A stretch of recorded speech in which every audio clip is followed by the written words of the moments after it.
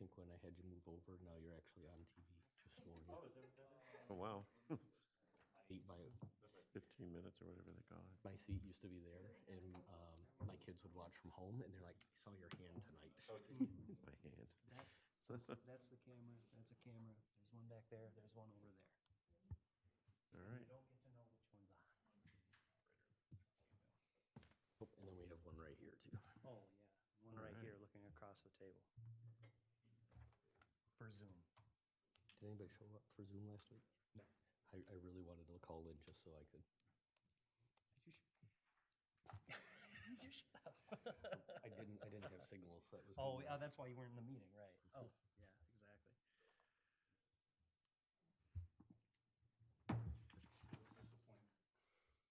I was really pushing for it, but did not work. The winds of the Wi-Fi were not blowing in your direction that afternoon. No. Nope. I was gonna even raise my hand just to say hi. Just to make sure that I was gonna check. Do you know who your new neighbors are? No, I don't. I was hoping you knew. No, I don't either. I'll find out. Eventually, yeah. I can make a pie. Ready?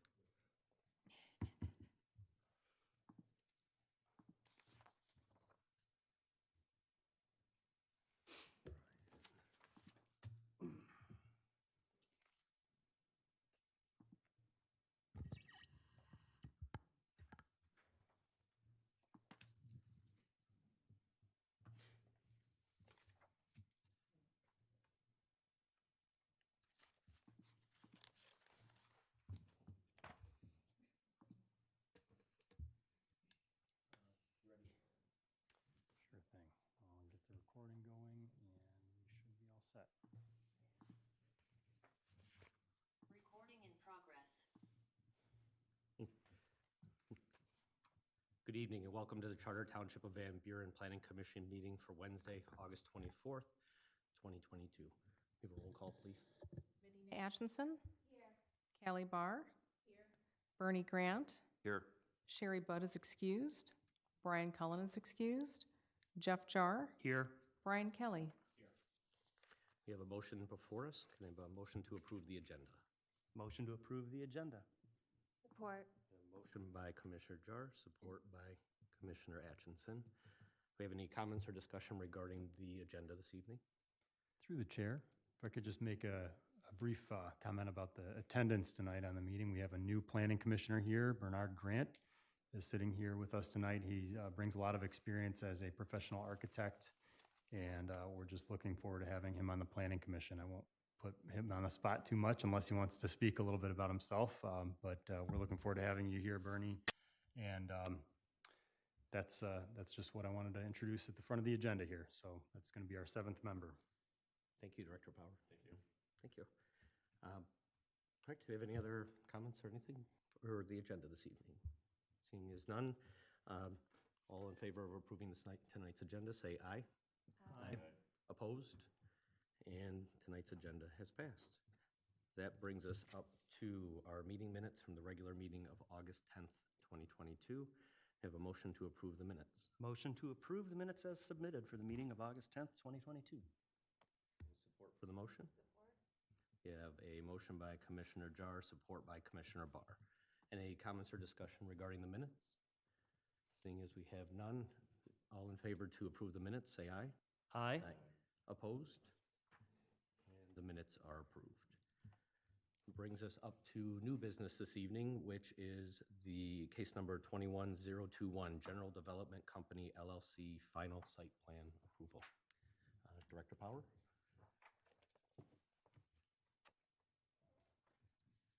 Thank you, Mr. Chair. Thank you, Planning Commissioners.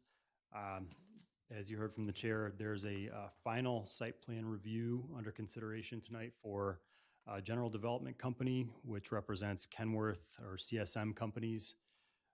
They are seeking to construct a 62,750 square foot building in terms of gross floor area that's going to be used for outdoor vehicle sales and showroom uses with accessory truck repair and service uses.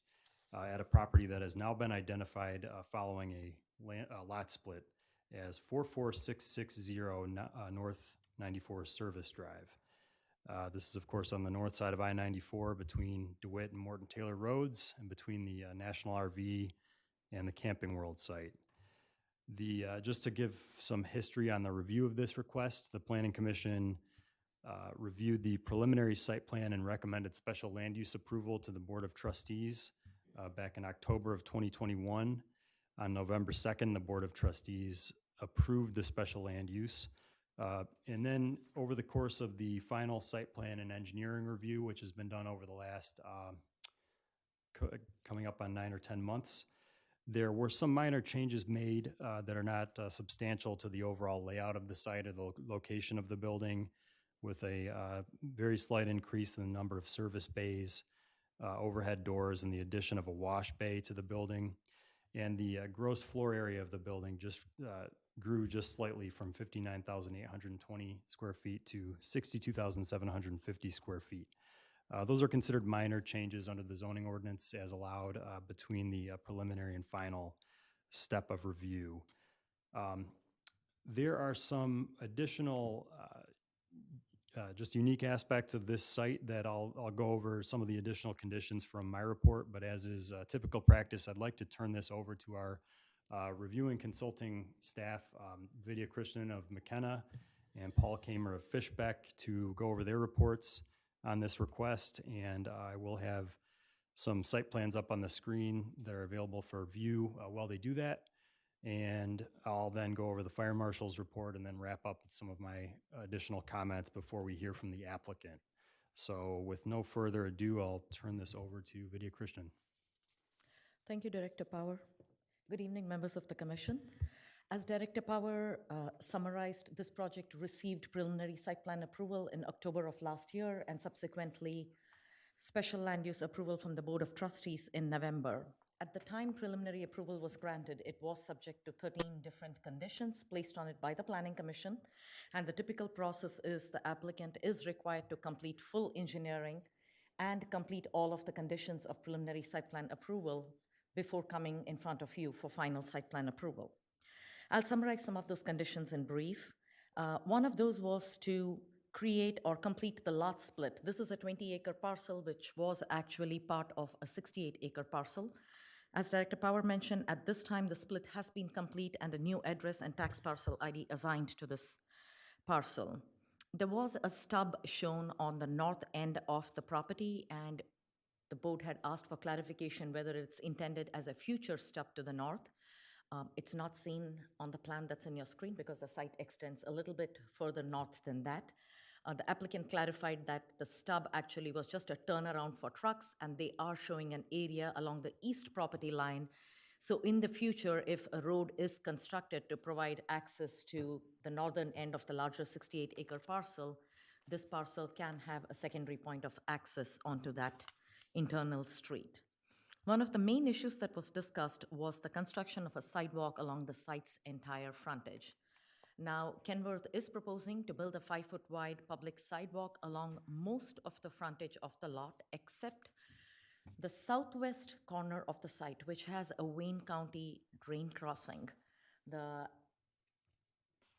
ability to construct a sidewalk over there requires significant engineering, and the applicant apparently had spoken to Wayne County regarding putting a sidewalk in, and the applicant had proposed that they would put the sidewalk in at a later date in conjunction with National RV building the sidewalk along their frontage of the site. National RV is located further west of the subject site, and it is a long-time use that does not have a sidewalk in front of it. It was established likely before we had a mandatory sidewalk requirement. At this time, the applicant, per an agreement that is negotiated with the township, is offering to pay $28,225 into the township's sidewalk fund to be used for the construction of a sidewalk at a future date. I will let the township engineer, Mr. Kamer, and Director Power go into details on the sidewalk issue slightly more in detail, since it is essentially an engineering issue. One of the other conditions was striping of crosswalks to the patio outdoor patio for employees that is on the west side of the building. That's been done. The Planning Commission previously did approve a deviation to allow for perennial ornamental grasses in front instead of trees. Essentially, this is a sales place, so large trees would end up blocking the view of the trucks, and the Planning Commission found that proposal acceptable. The landscape islands, some of them did not meet the minimum size requirements, and they were expanded to meet the minimum size. The applicant has been working with Wayne County on designing the stormwater detention, and they did make note that it has been completed at this time. We would like a copy of the letter for our files. A detailed photometric plan was submitted along with downward directed light fixtures. We did go back and forth a little bit on the illumination intensities on the site. There are a couple of spots in the front sales display area that are higher, but the applicant overall meets the intent of that ordinance section for zero light cutoff at the property line. So there will be no light spillover onto adjacent properties or onto the public right-of-way. The Planning Commission did approve the building architecture and materials along with preliminary review. The next condition was to provide a 24-inch tall masonry base required by the ordinance for the sign. There is a detail on sheet C2A, but the detail does not identify a monument base. It only notes the colors as gray and red. And it also appeared that the base is only 18 inches with a 6-inch narrower pedestal. So it's got an 18-inch base with a narrow neck area that is another 6 inches, and then the sign placed on it. According to our ordinance, the base entirely has to be the same width and area. You cannot narrow it. It has to be 2 feet. A previous version of the plan did have a correct monument sign designed. For some reason, in the latest version, it went back to an incorrect version of the sign. So they already do have the right version. They just need to put it on the final set of plans. And the final condition that we had was the applicant has included a 6-foot-tall security gate at the entrance, which was not there on the preliminary plans. The Van Buren Township zoning ordinance does not allow for 6-foot-tall fences in the front yard. If you recollect Camping World, we went over this in extensive detail. The height of the fence in the required front yard cannot exceed 2.5 feet, even if it's a gate. So either the fence needs to be moved back, or the gate or the fence needs to be dropped down to a height of 2.5 feet.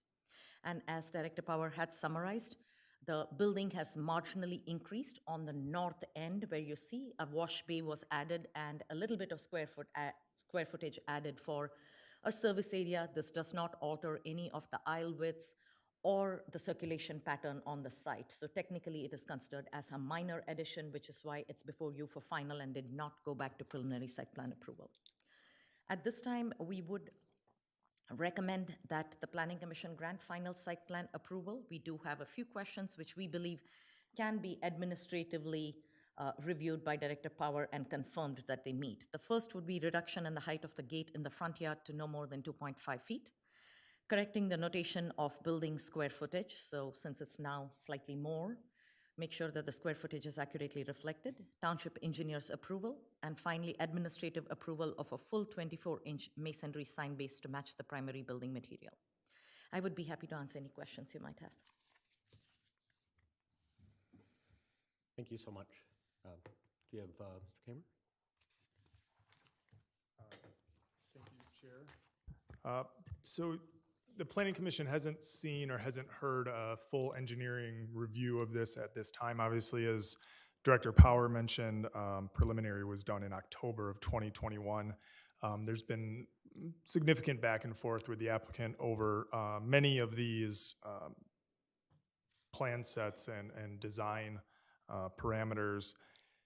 One of which the applicant submitted engineering plans back in May or June of 2022 and were not granted engineering approval at that time. So many of the original concerns that we had, they've gone back and fixed. And in our letter dated here on August 5th, we even included some of the comments and the applicant responses just so that the Planning Commission could have an idea of what we've been going back and forth with the applicant on. So forgive me if it gets a little long-winded, but I want to make sure that you all understand what we've been going through as far as the engineering aspects of the site and certain conditions that still need to be met prior to moving forward to the pre-construction and construction of the site.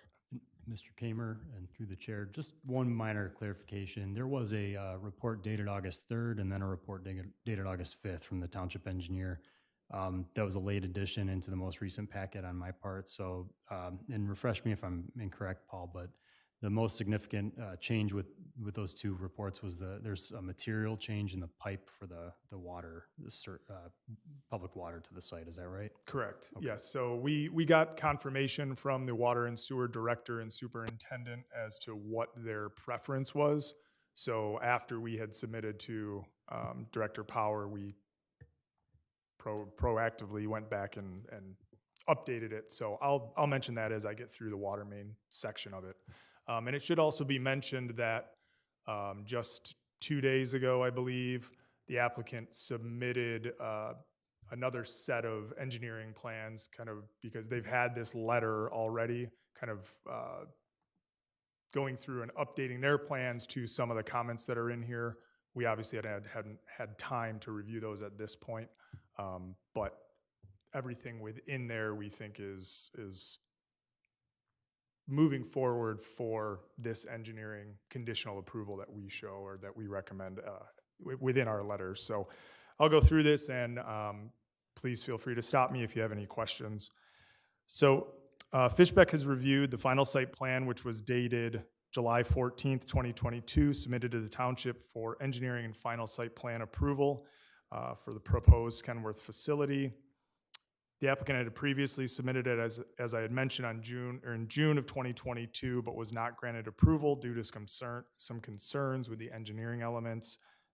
And they have since responded to that letter, in which we left or added our comments or their comments responses to those concerns in this letter dated August 5th. I'll jump forward first to the water main. The GIS system indicates currently that there is no public water main adjacent to or within the area of this development. The existing 12-inch public water main runs east and west along the north side of the I-94 service drive, but it ends approximately 500 feet west of the western proposed property, and also ends on the east side of the proposed property split near the Camping World facility. The Township Water Distribution Master Plan indicates that the water main along I-94 is recommended to be connected between these two stubbed out sections with a 12-inch water main to help with the reliability and the redundancy of the system. Additional developmental master plans indicate a potential roadway that also runs north and south, extending along the east side of the property for future development and utility extension as well.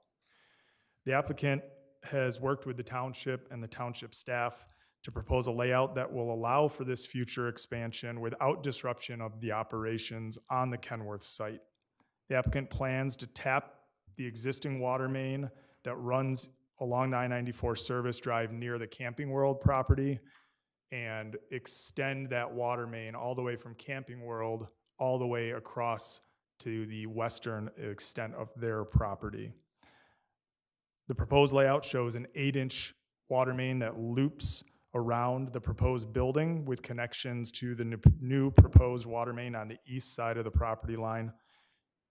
This includes 6 fire hydrants, 2 water service connections to the proposed building, and the eastern leg of the water main loop, which will run north and south for future development and extension of the roadway to the north.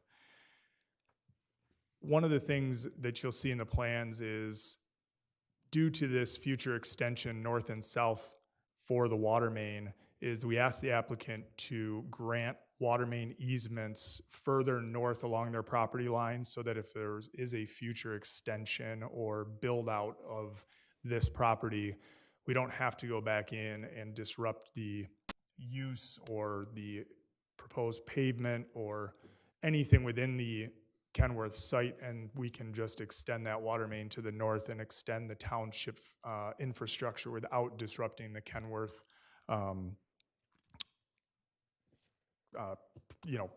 use and day-to-day activities. Kenworth has agreed to grant this water main easement for this future build-out whenever that may come. Okay, so into the comments.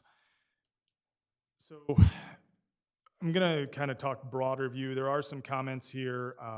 We've got 9 or 10 of them on here that the applicant has seen. Some of them are more about a few gate valve locations and a few hydrant locations and certain things that don't meet the engineering standards within the Van Buren Township Engineering Manual, but are very easily fixed and updated. But the one thing, as Director Power mentioned, comment 7, between the engineering we got in June and the engineering plans that we got in July, the applicant had switched from a ductile iron water main to a plastic PVC water main, which is allowable within the township, but the township has more recently moved to a different material type of PVC, which is it's a different style of PVC, a different material, different overall pipe itself. It's called C909 versus the C900. So that's where the letter change from August 3rd to August 5th came. You'll see under comment 7, updated August 5th. After discussions with the water and sewer director and the superintendent, the township prefers the use of the PVC AWWA C909 instead of C900, which is proposed in the plans dated in July. The applicant shall change material to C909 for all plastic water main. So to move on to the bigger question or the bigger issue that kind of we've worked through or the township has worked through with the applicant is about the connection of the water main to the western side of the property and to the western extension in front of the National RV property. Van Buren Township Engineering Standards Manual indicates that new developments shall be installed that new development shall install from boundary to boundary water main stubs and must be provided to the property lines at location designated by the township engineer for future extension. The township requires that all water mains be terminated at the property lines with a hydrant and a valve as well. The township master plan recommends that the water main gap along this stretch of road be connected, and which would help with reliability and redundancy of the system. However, this would require an additional 500 feet of water main to be constructed on the National RV property to the west of the, as in here I say west, and a trenchless extension underneath the Quirk drain.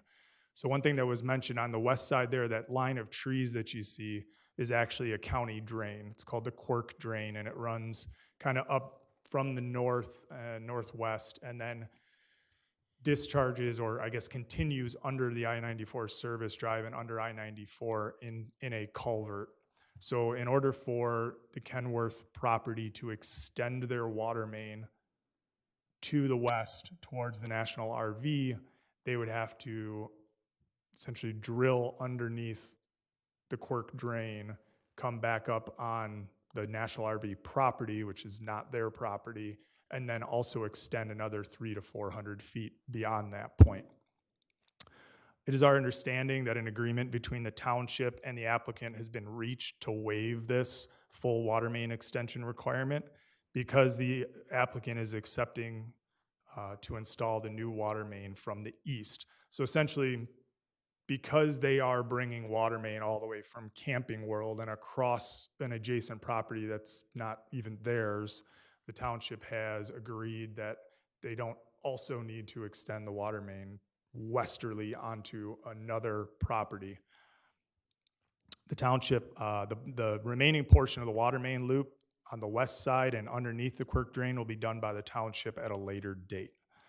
In lieu of extending this water main to the property limits, the applicant has agreed, as I mentioned, and as shown on the plan, to dedicate the water main easement for future extension on the west and to the north so that we don't have to go back to them when it's done. Sorry, just reading through. Otherwise, all other notes on the water main are things that we can work out directly with the applicant and are minor engineering issues. Moving on to sanitary sewer, this is the easy one. There is an existing 21-inch reinforced concrete sanitary sewer that runs east and west along the north side of the service drive. The applicant does not propose to change the existing sanitary sewer main, and they will just tap directly into the 21-inch sanitary sewer along the north service drive, and we have no further comments on their plans or their design for that portion. For the storm sewer, the applicant's plan indicates that the existing undeveloped property has no existing stormwater system, and runoff from the surface flows into the street or on-street roadside ditches and into the quirk drain on the west side of the property. They propose capturing runoff through runoff via a system of inlets, catch basins, proposed storm sewers. A detention basin with a sedimentation forebay is proposed in the northwest quadrant. As you can kind of see the blue area up on the plans up there.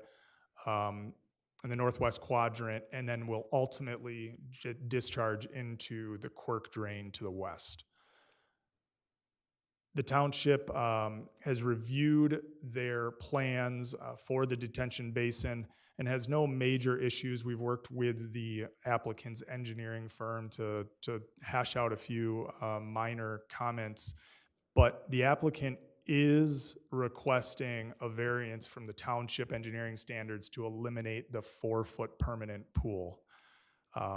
If this is approved, the applicant is responsible for adjusting, the stormwater management on the site. This essentially just means that the detention pond, when it's wet, is just a flat bowl that essentially drains out. And when we read this or reviewed the plans, the dry detention pond was not part of the plans. Dry detention ponds, as we've had discussions here with some of our own projects, need to have some sort of slope that takes that water away. Otherwise, you just are left with a mucky, kind of wetland, muddy area. So the applicant has worked with their engineering firm, and the detention pond will now flow from the outlets, from the inlets, and then have a slope at the bottom of the detention pond to kind of get water away from all the inlets and concentrate it closer to the outlet.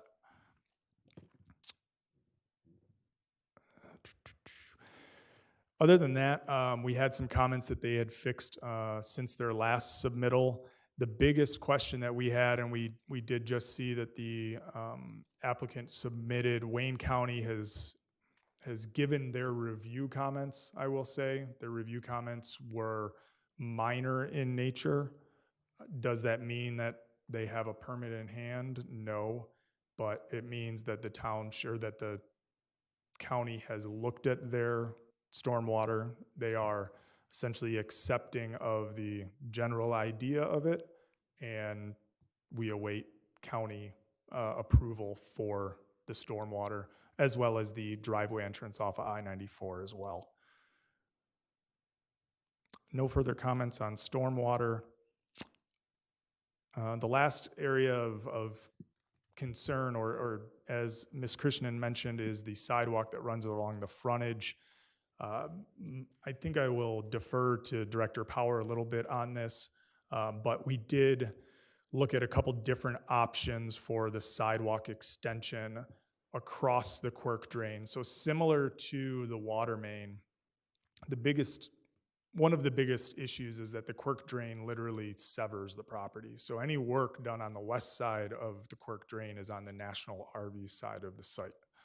So when we discussed options for the applicant to extend the sidewalk, it was there was kind of three options that we explored. One was bring the sidewalk back closer to the roadway with a guardrail, put it above the existing culvert, with some retaining walls and some fencing, and essentially just bring the sidewalk closer to the road and then take it back. It would disrupt the existing drain the least, doesn't require any extension of the culvert. It does bring people a little bit closer to the roadway, but they would be protected with a guardrail.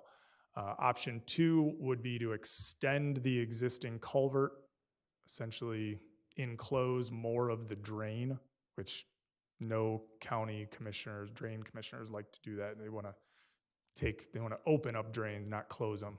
The third option, and which we've seen happen in the township, would be to put a pedestrian bridge, which would ultimately take a lot more footprint.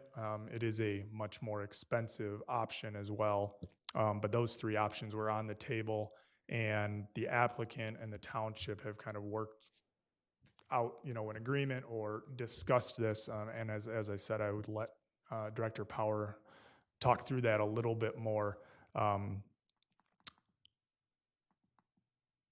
Other than that, the paving and the grading on the site is pretty straightforward. We did ask that they look at their ADA ramps a little bit.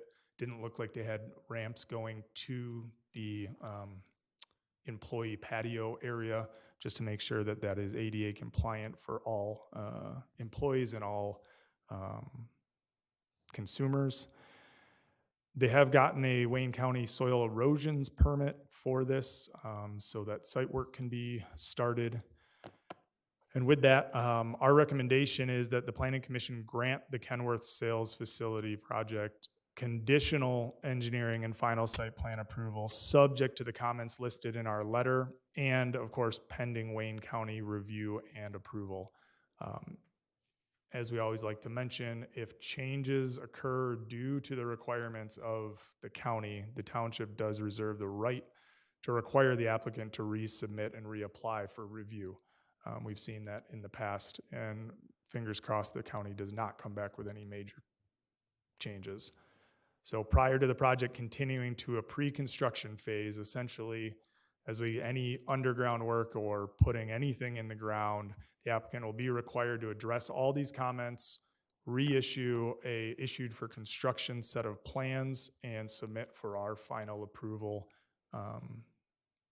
And that's about it. So happy to answer any questions. I apologize for the length of that, but wanted to make sure you guys understood. So thank you. Thank you, Mr. Kamer. Director Power? Thank you again. And thank you for humoring me with allowing me to put an image on the screen that this is actually a little bit outdated, but as we talk through the overall site, it's hard to grasp a site this large and put everything into perspective. So the plan drawings that you have in your packet and the more complete hard copy set are broken up in halfway increments on the site. So I just thought I would put an image up that shows generally the overall view of the site. This image is a little bit outdated because as you can see, there's no sidewalk on the frontage here. The landscaping has been adjusted a little bit. The pond has been adjusted a little bit. This is just from earlier in the process, just a general overall view of the site.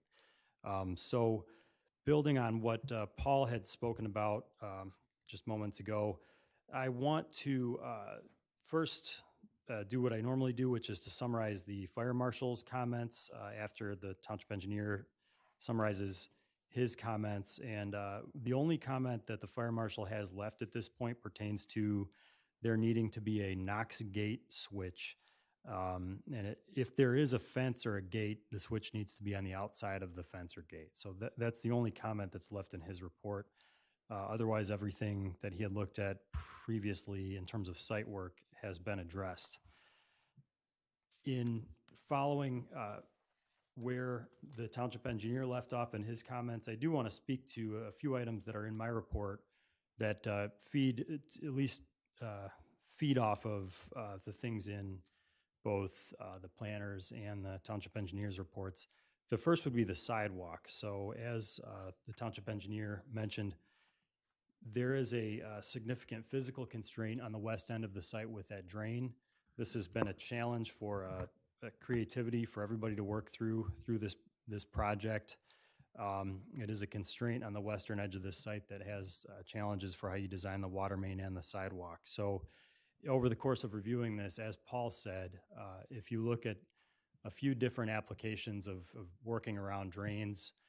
You can look up at Haggerty Road and Ecorse Road if you're at the southeast corner of that intersection. You can see an example where 15 years ago or so, when that was redeveloped, the culvert was actually extended, leaving a flat area for a sidewalk to be built over the culvert. That's no longer the direction that the drain office wants to go in. We understand they're looking to have the drains be more open. So as the township engineer mentioned, that would have been one of the options. If the culvert could be extended, then you could just build a flat sidewalk over the culvert.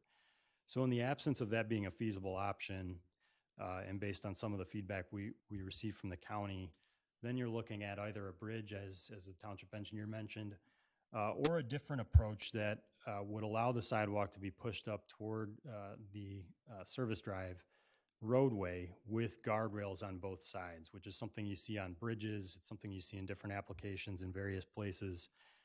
So when we looked at the challenges here, we understand that it's going to be something that requires coordinated review between the township, the county, and the developer over potentially a longer time than the remainder of the construction of this project.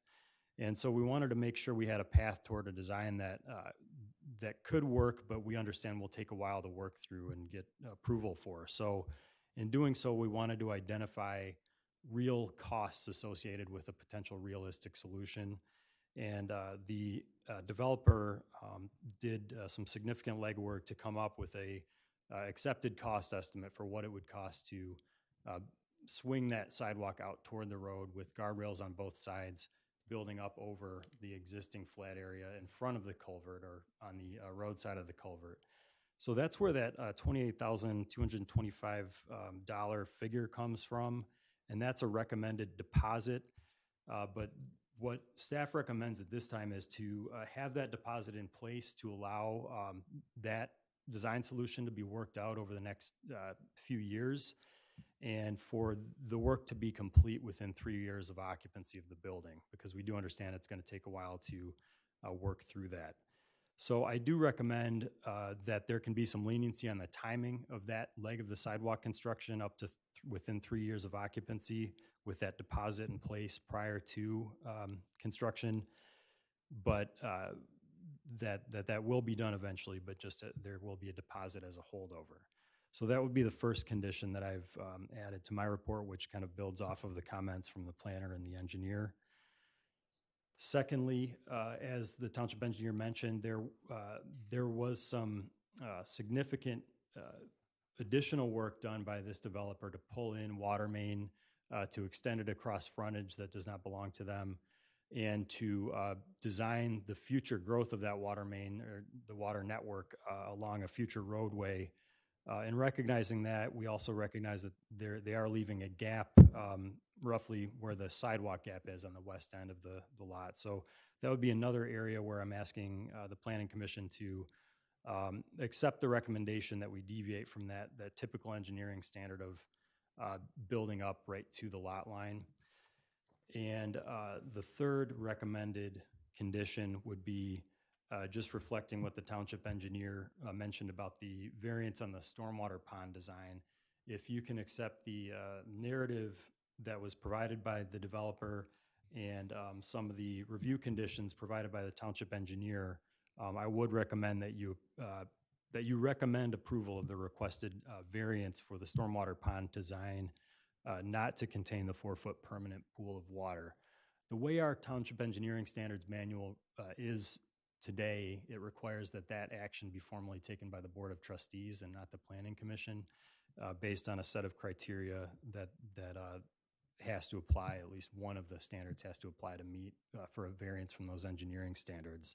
So this decision would ultimately be up to the board, but if the applicant can meet the township engineer's recommendations on the direction of flow in that pond basin, and if everybody is on board with some of the rationale for the variance provided by the applicant, I would support that being recommended as well. So I just wanted to add those few additional insights and more, again, detail-based conditions to build off of the comments in the principal planners and township engineers' reports. So that's all that I would add at this time. If this does get approved, this would be, save for that action by the board on the pond, this project would be ready to go into pre-construction phase and start getting constructed. So I'm glad to answer any questions about the review process, the use, or anything else. But at this time, you might want to hear from the applicant as well. Thank you so much, Director Power. Do we have anybody here from the applicant that'd like to speak? No, just wanted to thank everybody for the time. Obviously, it's been a long, drawn out, I think it took us a better part of a year to get through the, I hate to, yeah, if you could come up to the microphone, please. No, just wanted to thank everybody for the time. Obviously, there's been a lot of back and forth, as you mentioned, and I think the better part of a year for the land acquisition, for the initial approval to make sure that we could use this property for our intended use. And now, hopefully, we're really close to actually breaking ground. So if you have any questions, we're more than happy to answer any we can. Teresa, do you have anything from the development side, or? Just Wayne County. Okay. Thanks. Thank you. All right, do we have anybody here this evening that would like to speak to this agenda item? All right, Director Power, do we have anybody via Zoom this evening? We do not. All right, thank you so much. All right, that brings us up to commissioners. Does anybody have anything that they would like to ask or comment on regarding this agenda item? Yes. Commissioner Jar. With regard to the sidewalk, delaying the construction of it, this is considered, your proposal is for a performance bond, essentially? Would function that way. It's a deposit that would be held to make sure we can put in the absence of the construction by the developer, get a bid or a quote to get that done. Okay. And that also requires approval by the DDA? That's a good catch, and thanks for reminding me.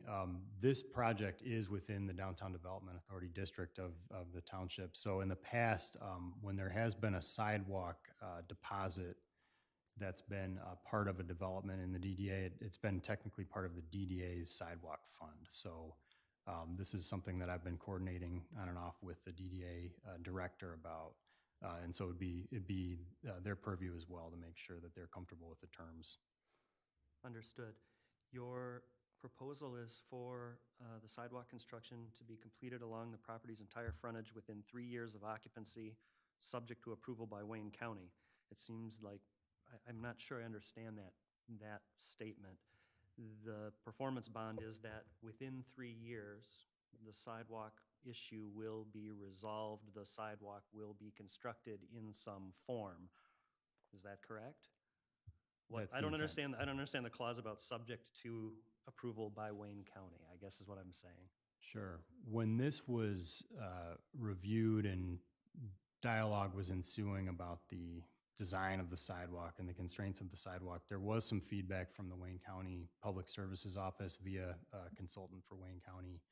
They indicated that at this time, there were challenges that would exempt them from being able to approve the sidewalk as presented.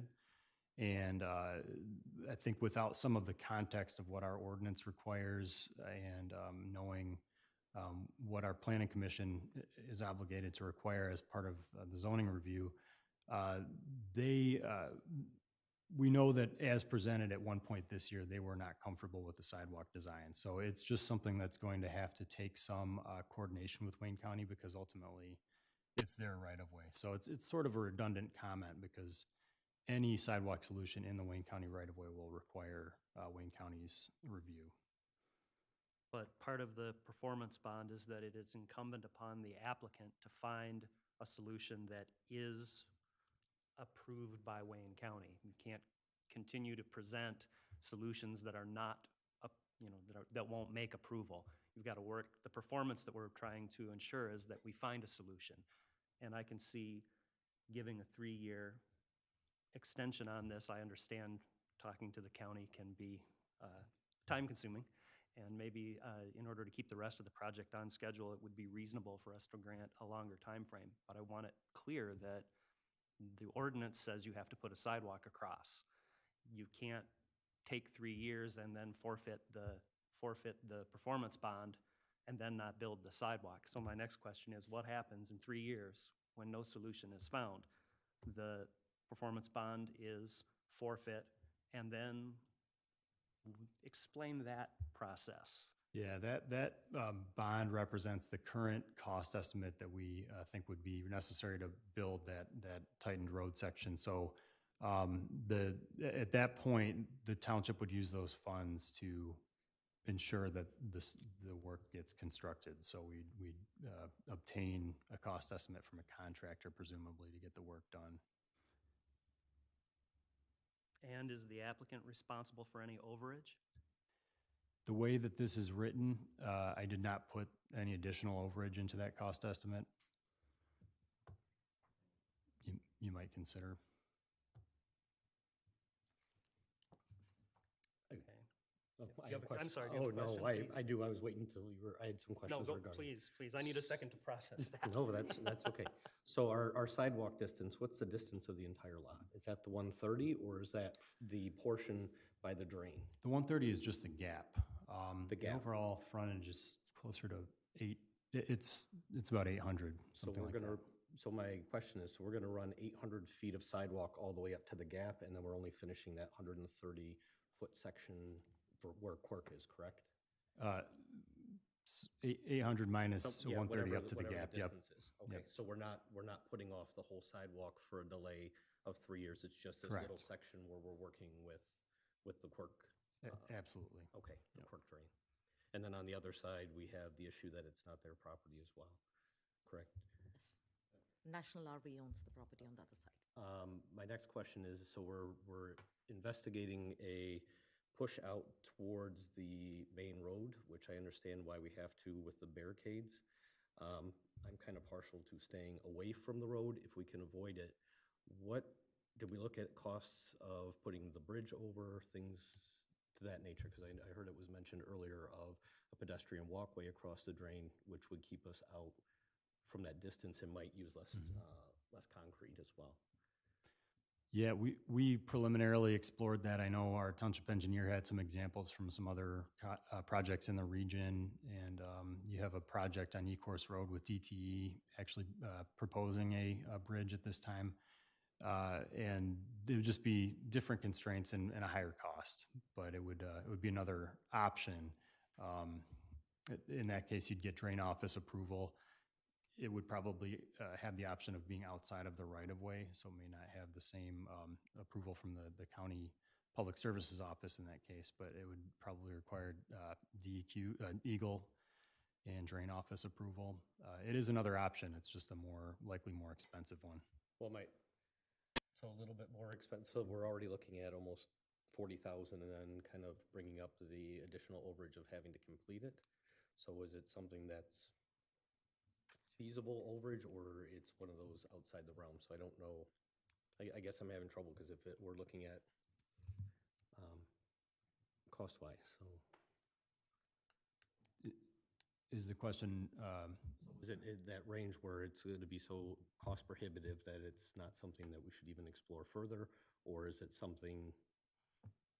yeah, you're looking at something significantly more costly, not that that's necessarily has to factor into your purview, but it is, Commissioner Kelly, I think it's about 5 times the cost. Okay, thank you so much. We did reach out to some just steel manufacturer prefabricated bridges, and for something we didn't dive into, because it all depends on span, right? How long you're gonna go, how far into the national RV property you're gonna go. Do you build boardwalks up to the bridge and then the bridge goes? There's a lot of factors that go into it. So you could be looking anywhere from $150,000 to $300,000. I think the bridges themselves, if you were just to get a quote, just to get a prefab bridge delivered, it's probably $80,000. And that's just delivered to the site, no installation, no foundations, no anything. And that's nowadays with steel, and who knows? I mean, that price could double in the next 2 years. It's a significant undertaking compared to the solution that is being proposed. Plus then we run back into the same issue where we would have to get permission from the other side as well, and. If Director Power could put that site plan, you can kind of see the quirk drain right at the edge of the road starts to veer. Yeah. But there isn't enough room, where, for instance, like on the DTE site that we talked about, that drain crossing is like mid-property, or there's, but if you can, as you can kind of see here where the quirk drain, there's just not, there's not enough room to work fully within the property of the Kenworth site. So it would accrue another cost or at least coordination with a separate property owner. Okay.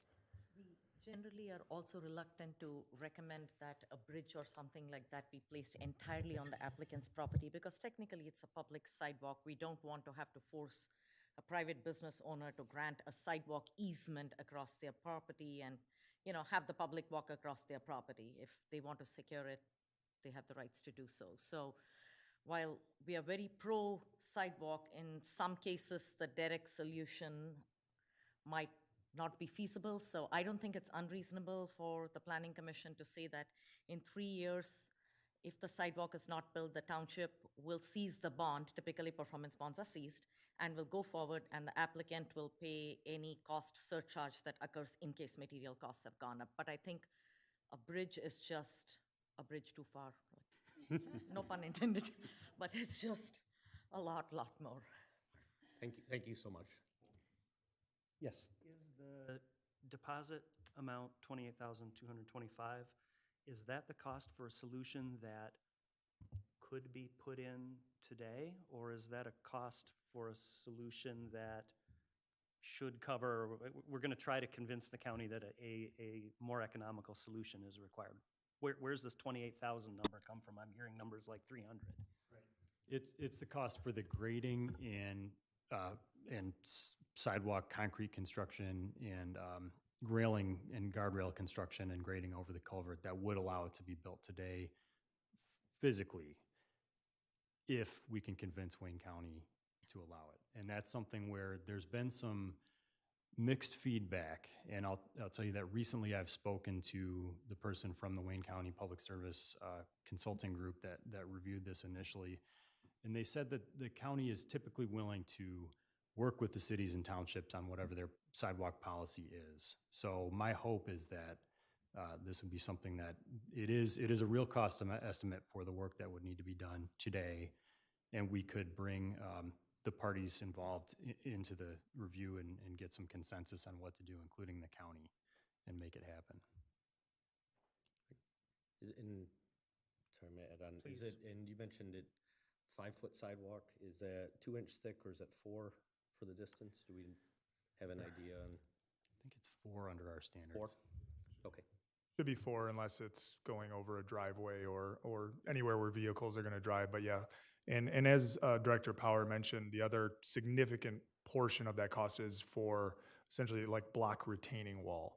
Because what needs to happen is the culvert head wall just needs to be extended about 3 or 4 feet, essentially straight up. And that would create a flat surface behind kind of the existing guardrail that's there now. So presumably that retaining wall would be built up. You'd put a fence on the drain side of it with a guardrail protecting from vehicles along the roadway. Thank you. You have any other? Yeah, I think I'll have a comment on the sidewalk. One is that we really need sidewalks on that road. I mean, it's critical, and I hope you understand that because of the way our ordinances are structured, the only time that the township is able to require the construction of these sidewalks is at the time of a site plan redevelopment. So it's important for us to make sure we get the site plan, the sidewalk correct in the site plan, because it's the only chance for us to do it. And I appreciate that there's nothing on the other side connecting. But if that was always the rationale for not building a sidewalk, we wouldn't get any sidewalks. You know, someone has to build at the end of the sidewalk and extend it.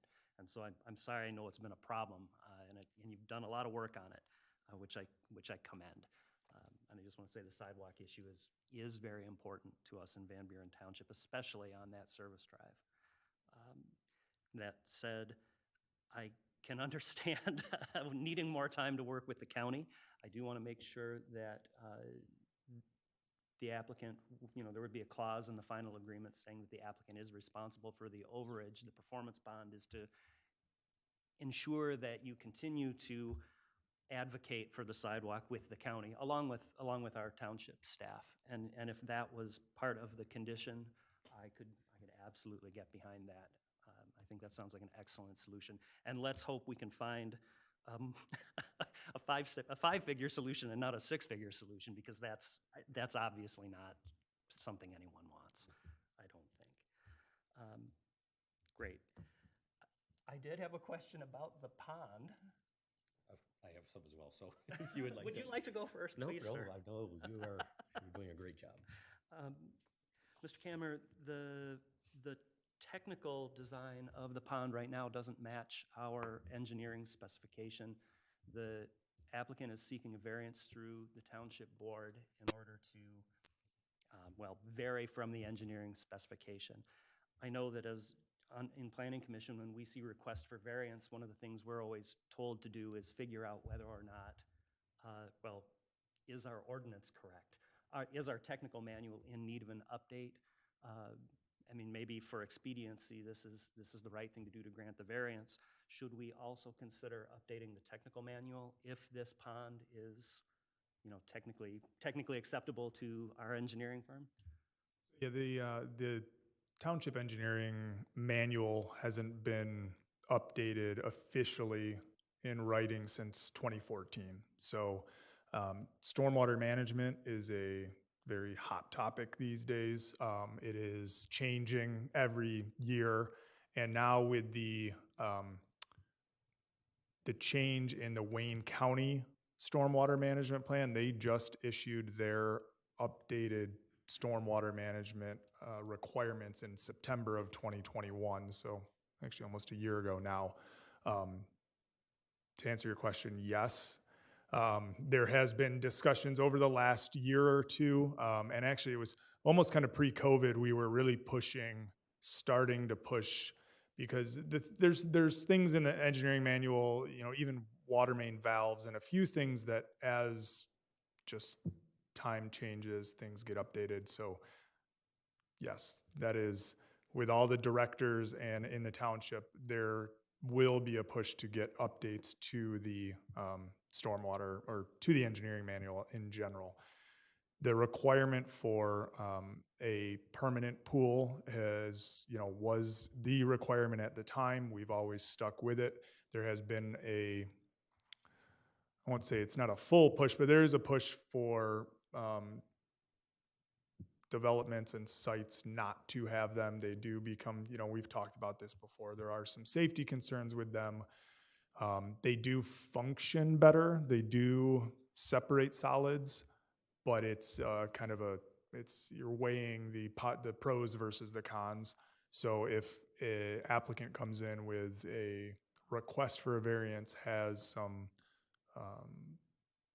significant, or just has reasoning behind it, as long as they are following all the remaining standards, following the county and the township standards for release rate and detention time when they do get a storm event, then we have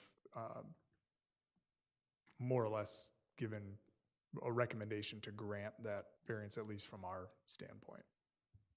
Great. That's the only question I had on the pond. Thank you. I don't have any other questions now, so.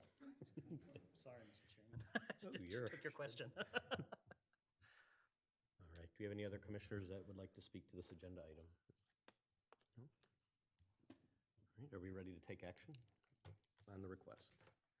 I do have one practical question regarding a potential motion here. Would we, since it's we're not doing technically a recommendation regarding that item to the board, they're just going to handle it, or do you want us to address that in our motion as well, if we were?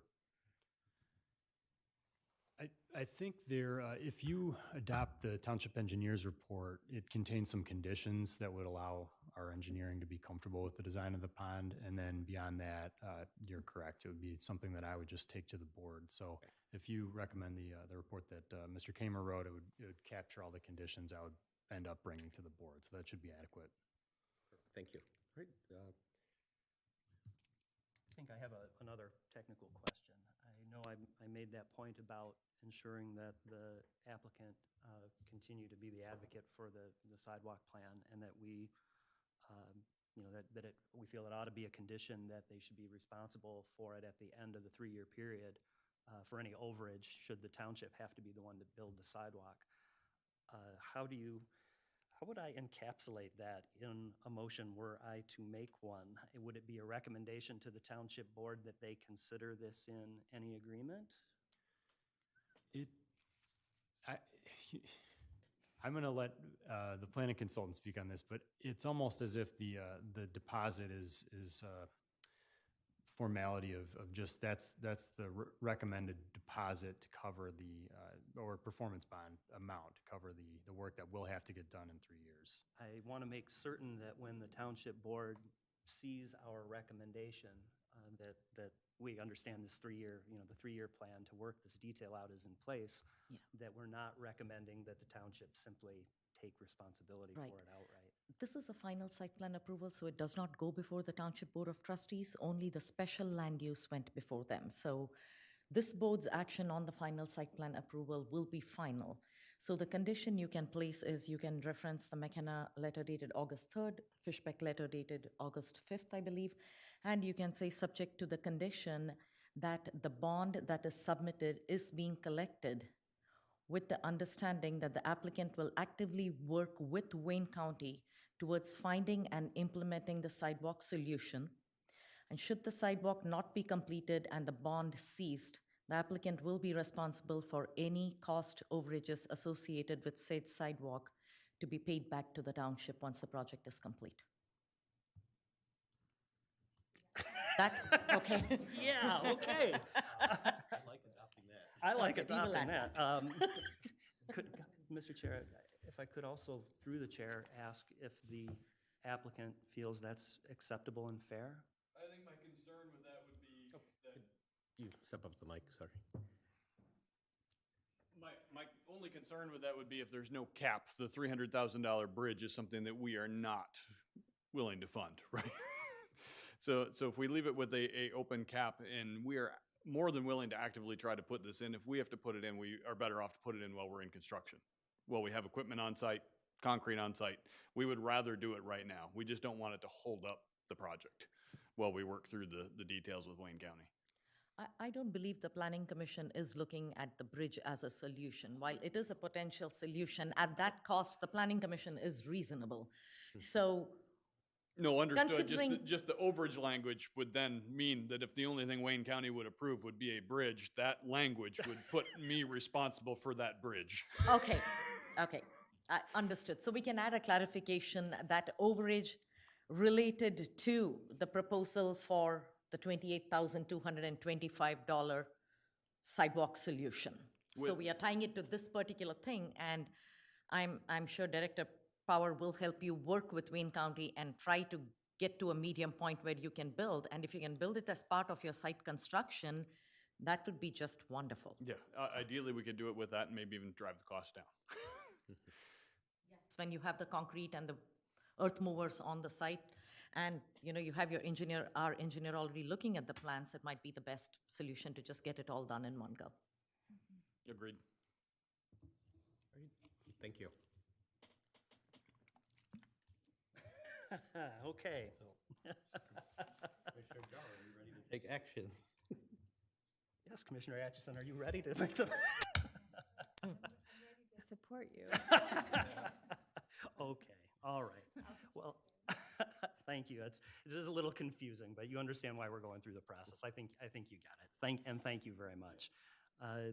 So at this time, I would move to grant the applicant General Development Company LLC on behalf of the owner North Marsh Ventures LLC and Livonia Property LLC, the final site plan approval to construct a 62,750 square foot building with related site improvements for outdoor vehicle sales and vehicle showroom uses with accessory vehicle repair and service at the site located at 44600 North Interstate 94. Surfside? 660. I'm sorry, 44660 North Interstate 94 Service Drive, with the parcel ID as listed in the agenda.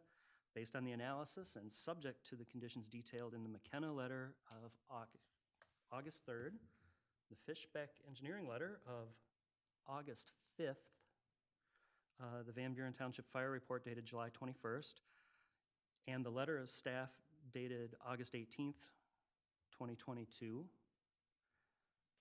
with the understanding that the deposit toward the sidewalk project is intended to facilitate the construction and continued attention by the applicant for the construction of the sidewalk, with the understanding that the applicant will be responsible for reasonable overages should the township have to Seize the bond. seize the bond. Reasonable overages, okay? Whatever is the cost at the time. And That's what, reasonable. that, yes, exactly. I believe that's my motion. Do we have? Through the chair, Yes. Commissioner Um, Atchison. through the chair, to that motion, I believe we need to add that to be reasonable, that we are not requesting that you build a bridge. I'm in favor of that. Okay. Do we have support for Commissioner Jar's amended motion with the bridge language? Support. So we have a motion by Commissioner Jar, support by Commissioner Atchison. Do we have any comments or further discussion regarding the motion? All right, since we have none, can we do a roll call, please? Callie Barr. Bernie Grant. Yes. Medina Atchison. Yes. Jar. Yes. Brian Kelly. Yes. All right, and the motion is granted. You have final site plan approval. So thank you so much for coming in and working with us on this. There was a lot of questions that we clarified, so thank you so much.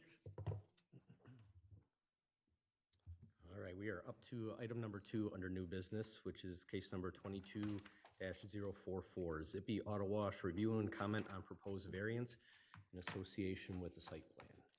Director Power?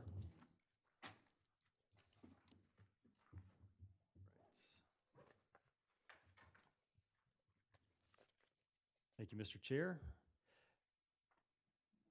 The Planning Commission has a role under the zoning ordinance to review preliminarily anything that is likely to or potentially going to come before the Planning Commission as a site plan review that requires a variance. And so the next request on your agenda is exactly for that. There's a proposed automated car wash use at the site located at 11650 Belleville Road. This group is Zippy Auto Wash. They have approached the township in recent months with some conceptual site plans and have applied for a preliminary site plan review with a layout on the site that's in the front portion of this lot that contains the clinic in the rear. And we're not going to get into the site plan in detail tonight, other than to just refer to the general layout of the building and to remind the Planning Commission that under the Belleville Road Overlay District, which this site falls within, there's a minimum requirement for the glass on the front facade facing the public street, and that requirement is 50%. So with this proposed use, the request is to deviate very slightly from that on one angle of the building that faces Belleville Road, and more significantly from that on another angle that faces Belleville Road. And you'll see, if you look at the plans that are, I put just a small excerpt of the preliminary plan in your packet. Part of the discussion leading to this point was that a use like a car wash or maybe an oil change use to really maximize its compatibility with the intent of the B-ROD or Belleville Road Overlay District it's best to orient the long face of the building parallel to the road, because then you're showcasing the building rather than maybe an overhead door in a parking lot. And so the applicant in this case made some effort to swivel the building and have it so that that long wall, at least at an angle, faces Belleville Road, which is kind of an interesting design. But that being the case, car washes have some constraints that the applicant has clarified in their letter with how much glass that they think they can put on the building. So I invite preliminary feedback on that request after you hear from the applicant, and I have Vidya Krishnan here who will help review a potential variance request to the BZA. But again, as is customary with any variance request that, if approved, gets routed back for site plan review, we want the Planning Commission to have a chance to weigh in on it first, and that's actually codified in our zoning ordinance to be set up that way. So I guess I'd like to invite the applicant here and just let everybody know I have an elevation drawing on the screen that we can review, and just a clip of the narrative and a image of one of their other facilities in the region, just for some perspective. But again, they're proposing about 23% glass on the long face that angles kind of toward the northeast or toward the north, and then 46% on the face that angles toward the east. So with that being said, I'd invite the applicant to come up and kind of explain their project and why they're requesting a variance to that effect. If I might just add something for the benefit of the board before the applicant speaks. So the applicant has been working with the township staff for a while now for the layout of the site. This is located on the south side of I-94 Service Drive, just south of the Burger King project that you reviewed not so long ago. And this is at the south end of our Belleville Road Overlay District. When the BDOT district standards were written, we put in very strict requirements for amount of brick, amount of glass and all, because the intent was that the BDOT is our primary commercial corridor. The businesses over here are intended to be pedestrian friendly. We want to be able to see the activity inside, and therefore a 50% glass requirement was there because we want to make sure we can see what's going on inside the building, because that helps connect the outdoors and the indoors. However, there are some isolated uses which would be permitted in the district, such as a car wash, where it might not be the best idea to be able to see everything that is going on inside there. It's not a type of business where somebody is just going to walk or bike into. It's not like you can go and buy something there or take your cycle through it. So it is essentially an automotive-centric business, although it's located in our core commercial corridor. So when the applicant came initially with the proposal to the building, they have multiple, as the applicant will present, they have multiple Zippy auto washes all over the Detroit metro area. This is going to be branch number in their 20s, possibly somewhere there, or in their teens. So the applicant proposed an initial architecture, which we said did not meet our Belleville Road Overlay District at all. And since then, they have made an effort to go back each time and upgrade the material, try to make the windows on the side bigger to the extent possible. I mean, you don't really want to see all the stuff inside. They tried to make the windows as big as they possibly could. We also said on the long side of the building to separate the windows with jogs in the wall or columns that would come.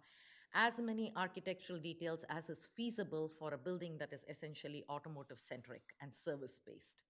So this is what the applicant has finally come up with, and the applicant has some reasoning for describing why it is physically not possible for them to meet the 50% requirement. So I just wanted you to keep in the back of your mind why the BROD has those minimum requirements initially. It was intended as a blanket, but we do understand there might be some businesses that might not truly be the pedestrian-oriented businesses, such as this. I'm done. Thank you, Ms. Krishnan. Love to hear from the applicant if you like to speak regarding this item.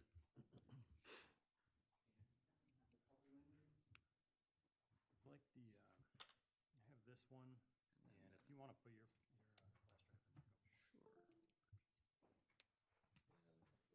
if you want to put that up, we could actually just put that. So it had, I think he's got it.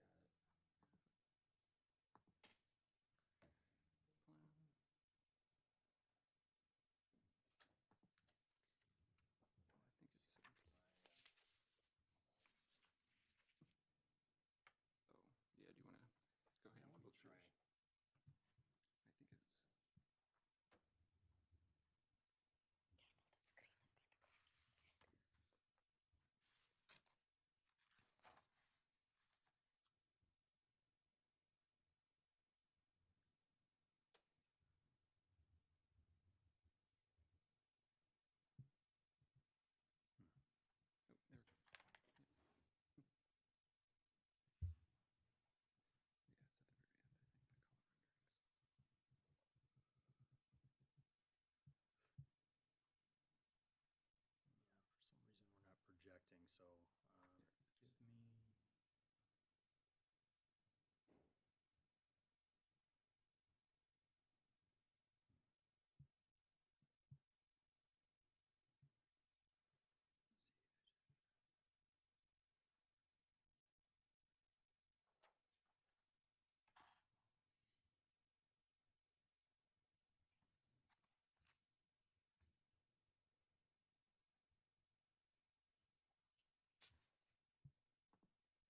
All else fails, we can go to the other good old overhead view. So let me get this set up for you.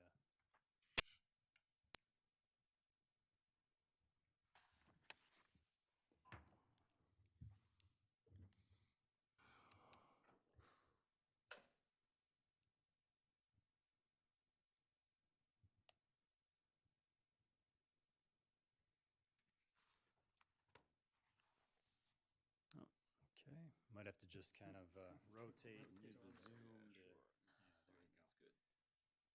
Yeah, these renderings were also in the packet that was earlier, so hopefully you can see them. Good, well, good evening. Sorry about that. Yeah, good evening, Commissioners. My name is Corey Weaver. Sorry. Can you hear? Yes, it will make up. Closer. Perfect. Thank you. Yeah, good evening. So my name's Corey Weaver. My wife, Michelle, and I are the owners of Zippy Auto Wash. She unfortunately could not make it here this evening. I'm joined by Dave Brewer from Vance & O'Brien, our design build firm. So we're pleased to be here and looking forward to your input on our proposed project. I'd like to thank Mr. Power for all of his input on the project to date. It's been a pleasure working with the planning department, Paul and Vidya also. As background, my wife and I are Saline residents. We've lived in Southeast Michigan for nearly 30 years now, and we frequent local businesses, support local government, and donate generously to local organizations. We've earned the reputation as one of the area's highest quality auto washes, and are also proud to be one of the area's most philanthropic and environmentally responsible businesses also. We presently have 4 sites in the Ann Arbor, Ypsi, Saline area. They're all built as new sites. And we have 4 additional sites in site planning currently. One here in Van Buren, one that was just recently final site plan approved in Canton, and then also working in Milan as well as Scioto Township, west side of Ann Arbor. So our priorities as a local business are to invest in the most environmentally responsible site design, facility function, and wash processes to enable our customers to be both clean and green. And we also invest generously in the communities in which we operate with a variety of fundraising programs and opportunities for folks to basically raise money through silent auctions, live auctions, and other fundraising opportunities. To date, we've donated over $250,000 in wash services to over 100 local organizations. We believe Van Buren Township would benefit from having a modern, community-friendly auto wash.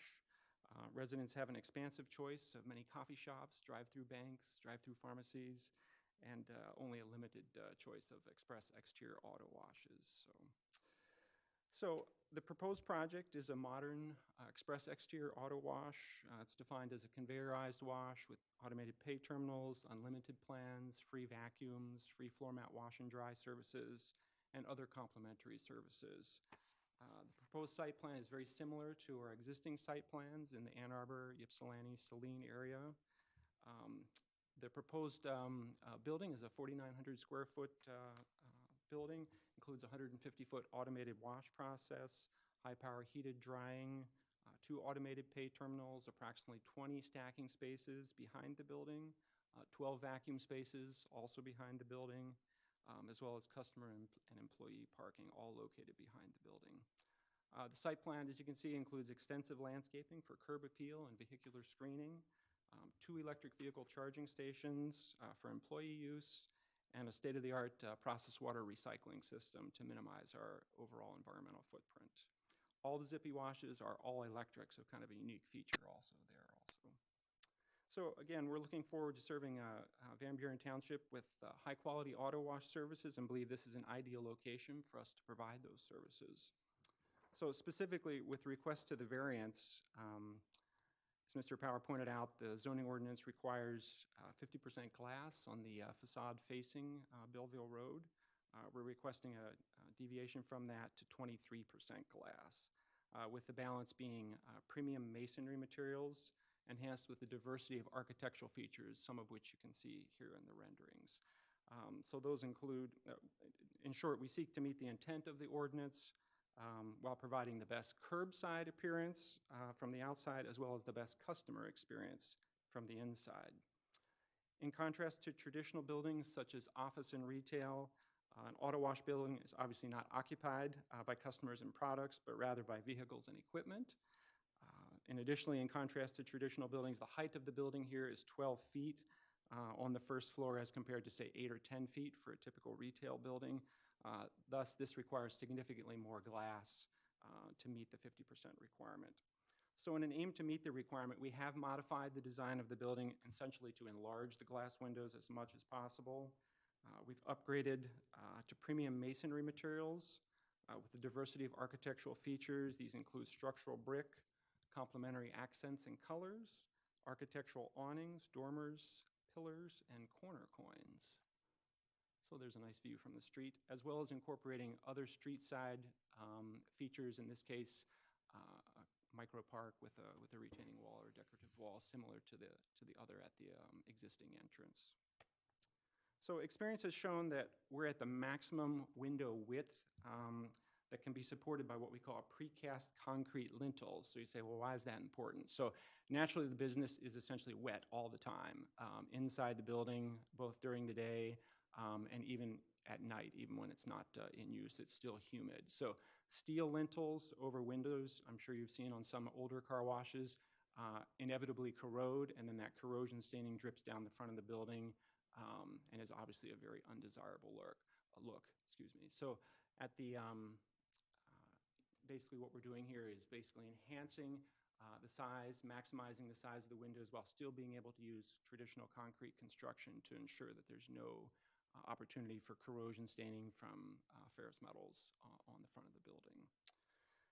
Thus, the proposed glass ratio that we have here, provides an optimal balance, what we call of curbside appearance, natural lighting into the facility, as well as a customer experience within the facility. Customers naturally like to be, seen from the street.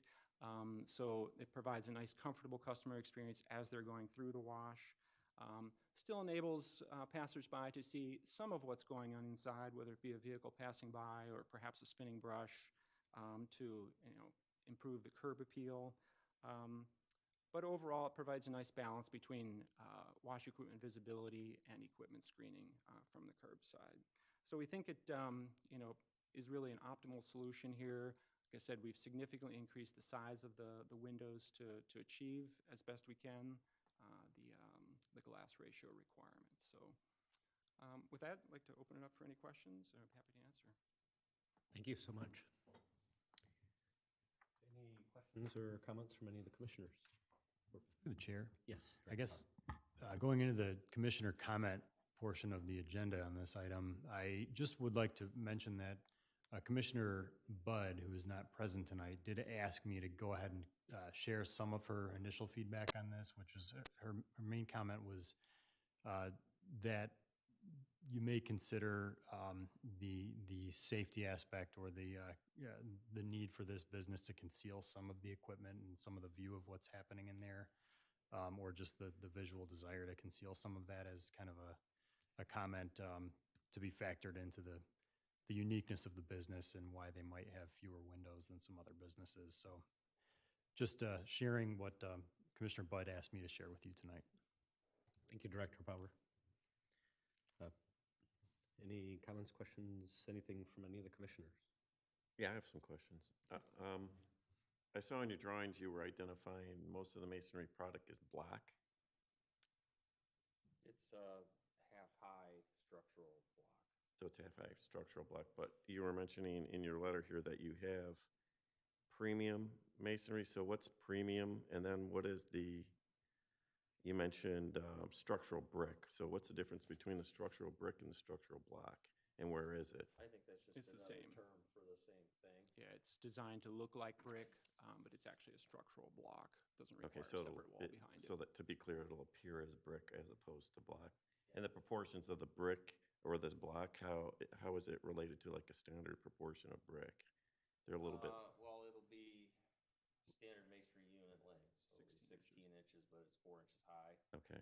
And I believe the word premium kind of just refers to the colors in it. It's not a stained, it's color throughout on the block. And it'll be different selected colors as per the rendering there. I think there's 3 colors. Yeah, we have a lighter accent color, a This darker. thing's so small, it doesn't really highlight the, let me see how far I can zoom in and get it. Is it integrally colored? You're saying it's not Yeah, stained it's- from the it's- outside, yeah, so intrinsically or what, intricately. integrally. Integrally colored. So rather there than was, stained, I'm going away from the microphone, but there's a color band here, there's coins on the corners that are the same as the lower color. So basically, premium, there's 3 different, we incorporated 3 different colors and steps in and out. So all of the masonry is structural brick or structural block? or Except brick. there is some, is there? With all the dimensions, the half high that you It all described?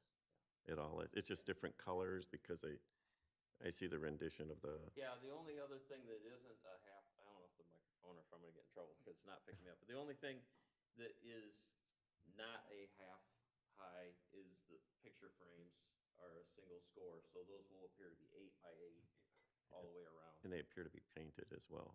They are painted with epoxy paint that, it's the very first Zippy that was 12, 15 years old. 15 It's- years Yeah, old. it's never been. So Zippy has a standard design that they're trying to achieve from one place to the next. Yes. And so you're maintaining the framing on the window. Yes. And, It's a look. in block because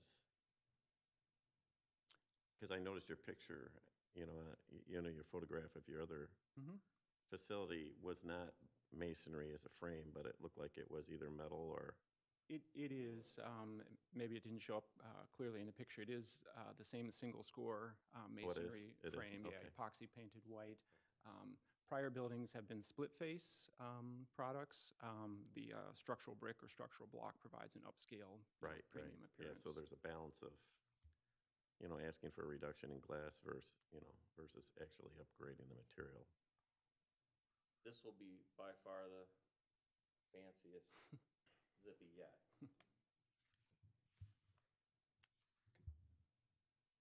Okay. Any other, yes, Commissioner Jar.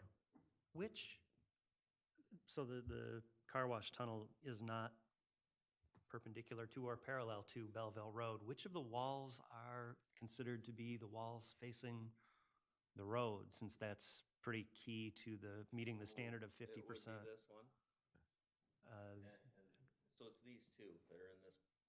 So the tunnel exit and the side of the tunnel with the windows on it. This would be the tunnel entrance. Entrance, I'm sorry. And the side with the windows on, correct, with the dormers. Correct. Actually, we've got dormers on both sides of this one. Right. Does the door itself count as a, sorry, a stupid question, is it a window or a door? I mean, it's a garage door, right? It's a glass door, but during business hours, it's It's up, open. yeah. How does that affect the requirement for having windows? I mean, does this glass, when the door is shut, does it count as a window? Yes, it counts as glazing. Okay, so it adds to the amount of window. Yes. It- Director Power, the other picture you had before actually showed the front of the building with the door, existing which, That was Right. a picture of an existing one with the standard height windows. I don't know if you can put that up again, but that Get the kind of slides showed back the up. entry. Yes, it does technically count as. And so Glass. windows on the other side of the tunnel, they don't count towards the 50% because that wall on the Yes, other it's side of an the long interior wall wall, is an yes. interior wall. So that, the windows on that, increasing the window coverage on that wall doesn't matter to the point of this variance. Understood, understood. It is like, it's like one of our strip centers in the B-Rod where we might have brick on 3 sides, but the back would probably have no doors or windows except the service doors to each of the businesses in it. So yes, what they put on the other side really doesn't matter, but it gives the building a balanced look. In erring on the side of caution, I guess you'd say.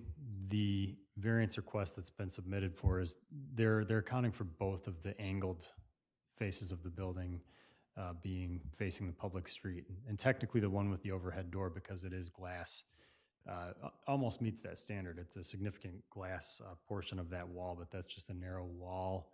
And that side is 46%. That long face is only 23%. They both sort of abut the road view. I think I have a comment. I mean, the point of this is that we make comments for the zoning board of appeals, right? Correct. It's a beautiful car wash. It's the fanciest car wash I've ever seen. It really is your choice of materials, and I can see that you're trying very hard to meet the standards of the Belleville Road Overlay District, which is important. We've always held those standards in very high regard. I can understand the argument for not wanting to have 50% glass or visibility into the inner workings of a tunnel car wash. I can understand that, and I understand why you're seeking the variance.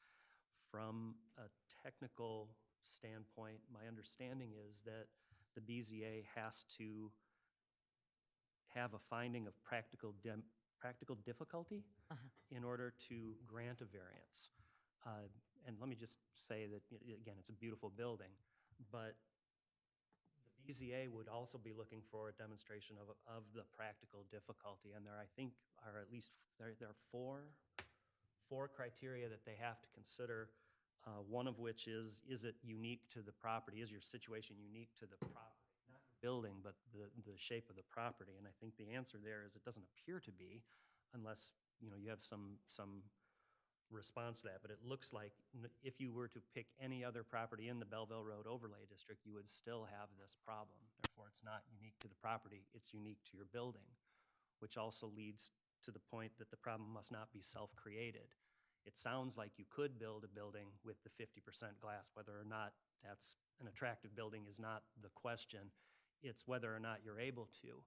And it sounds like with steel lintels and a higher maintenance cost, you could meet that standard.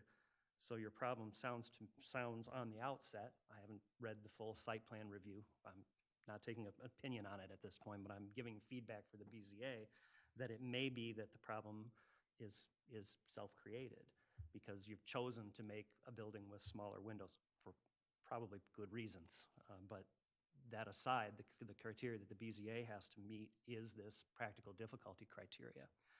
And there's another one about whether or not strict compliance would do justice to you and the neighbors, and and to the applicant, and would it provide relief? These are outlined in section 12403C. And that's what the BZA has to meet. They have to be convinced that you have a practical difficulty, and it would just be completely unreasonable to not meet the 50% glass goal. With the letter the way it is now, you may want to consider how you address the zoning board on those points when you go to them. Is that the kind of feedback we're looking for in this discussion? Yes. It's a really nice car wash. I think from our point of view, or from my point of view at least, and I think Vidya alluded to it, I don't think you necessarily want to see the entire operation. You want to see glimpses of it, but point number 3 that you had there, does it serve the benefit of the neighbors? Yeah. Maybe hiding a little of the equipment, it does? I think some of the criteria you can look at is granting of the variance providing the applicant a benefit that is not available to the other similar users in the district. And they can actually meet the test, because a car wash by its innate nature of operation is not the same as other.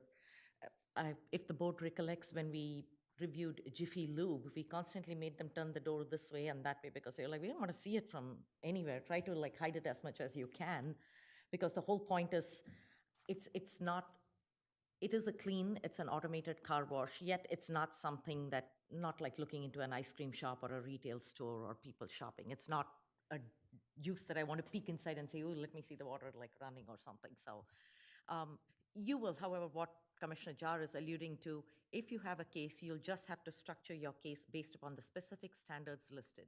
So when it says practical difficulty means a physical limitation innate in the property itself that will prevent you from complying with the ordinance. Maybe it is not grade or anything. Maybe you can address why you think the building has to be angled the way it has with the circulation. One of the things working in your benefit, I see, is you're concealing the stacking lanes away from view of Belleville Road. We would rather not see 15, 20 stacked cars, every winter, every time after it snows, right on Belleville Road waiting to get into the car wash. So you'll have to structure your argument accordingly. I also want to let the Planning Commission know that you are merely providing feedback only on the windows. You will still have an opportunity to comment on all the building colors, any architectural details you want added to the building, and all that. You're not approving the architecture at all. You're merely providing your feedback for the percentage. So if they should get the feedback on that, you'll still have the ability to discuss the colors and. Well, part of addressing the materials is really the overall aesthetics of the building and the balance of windows versus masonry. Because if you get rid of too many windows, the masonry is going to be overbearing. But if you put too many windows in, it might be that as well. So I think there's actually a balance there. And with this style, it's a very residential style type building. And my guess is this is sort of your business model as far as aesthetics, right?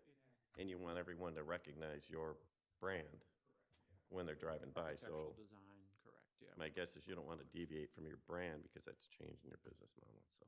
Correct, yeah. Through the chair, Yes. I have two requests. Dan, can you please repeat what Commissioner Budd had indicated? Yes, she spoke to the advantage for the uniqueness of this business to having fewer windows and less glass, from the perspective of it may not be what people on the outside want to see. They may not want to see the sudsy cars and some of the equipment, and also from a security standpoint for the business. It's what my recollection is of what she was saying. So more to the favor of less glass on the facade of the front.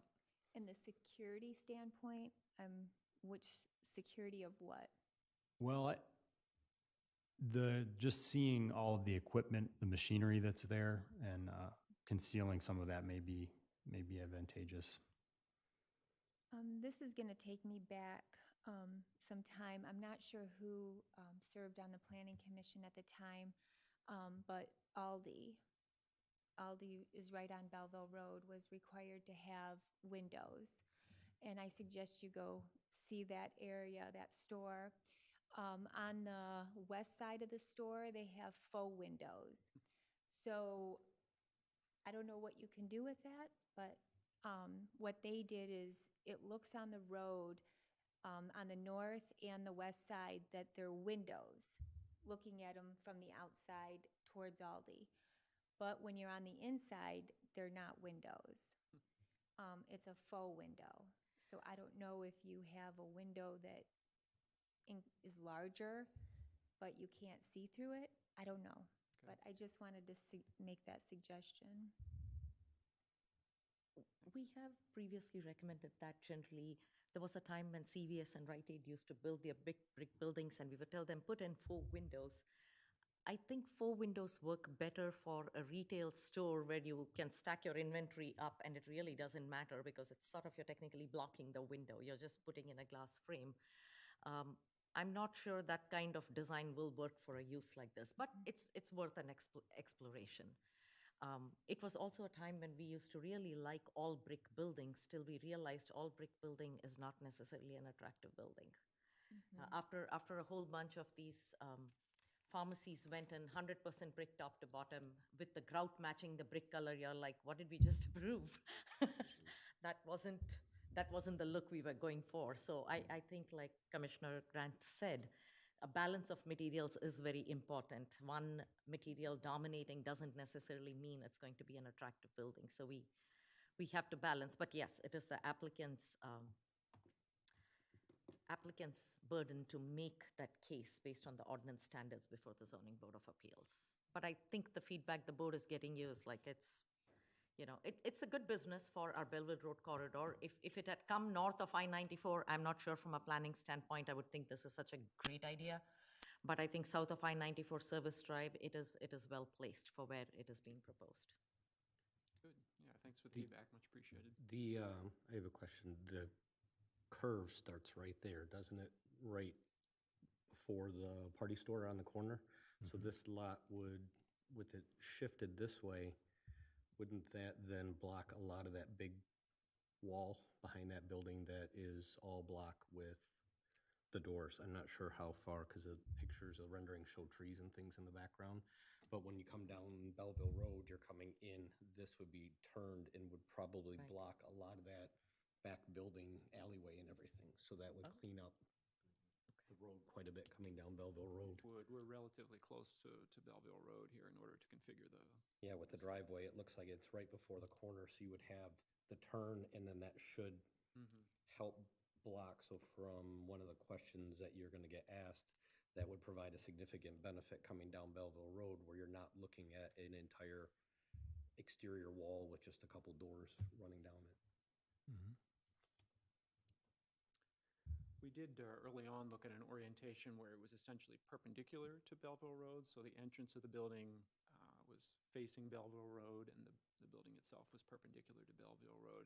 This 45-degree layout just came as a result of discussions with the planning staff, and we really like it. It really showcases, different angles of the building from a traditional auto wash layout. With just the entry door facing Belleville Road, it was relatively easy to meet the 50%. Turning it on a 45-degree angle then caused both the entrance as well as what we call the traditional front of the building to be considered as part of the 50%. So it's been a bit more challenging to meet that threshold. So you're saying with you had an original design where it was turned forward and you could comply, and you're trying to clean the property up a bit by turning it and fit the area a little better? Yeah, turning it. And I were not too crazy about the perpendicular design, because then when you're stacking up to go into the car wash, every headlight is shining straight into Belleville Road. And you're going to have like a row of cars with all the headlights shining directly onto the street, and that's not something we recommend, especially with LED lights. That really causes a nuisance. It becomes a source of nuisance. Even with landscaping, it's not effective. And by putting the overhead door right facing Belleville Road, it gives it a clear-cut service appearance. By angling the building, at least when you're driving southbound on Belleville Road, you're going to see the windows and the trees. So till you cross it, you're like, oh, okay, that is like a car wash entrance door. So the orientation just helps conceal the true nature of the building, which is not a bad thing, but still. We agree. We really like the 45-degree. I think we'll try it on future sites also. Do you have any other questions or comments from any of the commissioners? Any questions from anybody in the audience this evening? No. Nobody on Zoom. Nobody on Zoom either. All right. Thank you so much. Thank you for coming in and showing us the project. Thanks for your time and comments. Yep. Appreciate it. Much appreciated. Thank you. Hope you have a great night.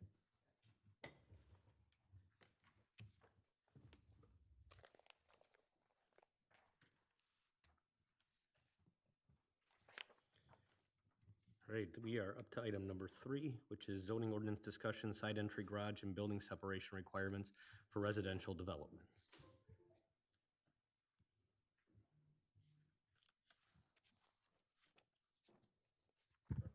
Okay, thank you, Mr. Chair.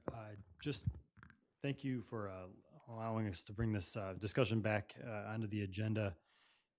If you recall, at the last meeting on August 10th, there was a draft ordinance in progress from the, this is not viewing what we needed to view. Let me get that hooked up. A draft ordinance in progress that would contemplate reducing or providing some alternatives to the required 30% minimum standard for 30% of the units in residential site condominiums and platted subdivisions to be having garages with side entry or rear entry doors, and also to reduce the minimum required building separation between detached single-family dwellings in planned residential developments. There was a lot of discussion on how those two things are kind of related, but they're also, broadly both related to the need for providing more opportunity for attainable housing, potentially smaller lot development. And as a result of that conversation with the draft ordinance, you had asked staff and our consultant to come up with some additional feedback regarding potentially adding a limit on the ratio of what you see as the front garage door to the, let me get to that part of the presentation. The ratio of the garage door to the rest of the facade of the building, and also to exclude landscaping in addition to fences and other structures between the buildings. And then finally, to provide some reference images. So reference images of projects where the buildings are potentially as low as 10 feet apart, which is the kind of the minimum threshold for residential code requirements. So Vidya Krishnan has provided some sample images of other residential developments where you do see a 10-foot separation between buildings. We really haven't updated the ordinance since that last discussion. A couple of these aspects would fit pretty neatly into an amended draft ordinance, but I think before we got into proposing a revised draft, we wanted to make sure you had a chance to kind of look at these images and let them sink in terms of whether that's part of your consideration for the buildings being closer than 20 feet separated in planned residential developments. So maybe we can, at this point, maybe I'll defer to Vidya Krishnan and we can talk through some of the imagery that was provided. We can then. some Do you have images it, on the do you screen. have it up there? Yep. So, and it's kind of small, but we can probably, Even with glasses, it is small. yeah, we can probably zoom in if we need to. Okay, so I tried to look for new construction where they said attainable. Of course, these images are a lot of them were from Plymouth. I got some from, because Plymouth is one of the municipalities where 10-foot single-family detached building separation has been in the ordinance for a really long time. So I got some from Northville, some from Ypsilanti, and one another place. So if you look, these two are new construction and the separation of the building. Any chance we can zoom in between the two buildings, Stan? Not possible? So, Limited technical skill, this might be as much as we can zoom on this page here. can you use your fingers and go like an iPad? Oh, you can. Yeah, good point. Thank you. And maybe even, I don't know if that's the technical term, but Could you pinch zoom that? yeah, pinch zoom. go. Okay, there you go. Let me try something else here. Only lets you get so far. So these are new home constructions and they are 10 foot apart. But like I said, when I did the ordinance review, Plymouth was struggling with the fact that they did not account for drainage between the properties. So they were having issues with drainage going from one property onto another depending upon who came first. I think the Planning Commission had a very good discussion and you put into the ordinance that if homes are built that close, we need to have a drainage ditch or a swale, a French drain or something installed between the two properties to collect water or runoff. Ooh.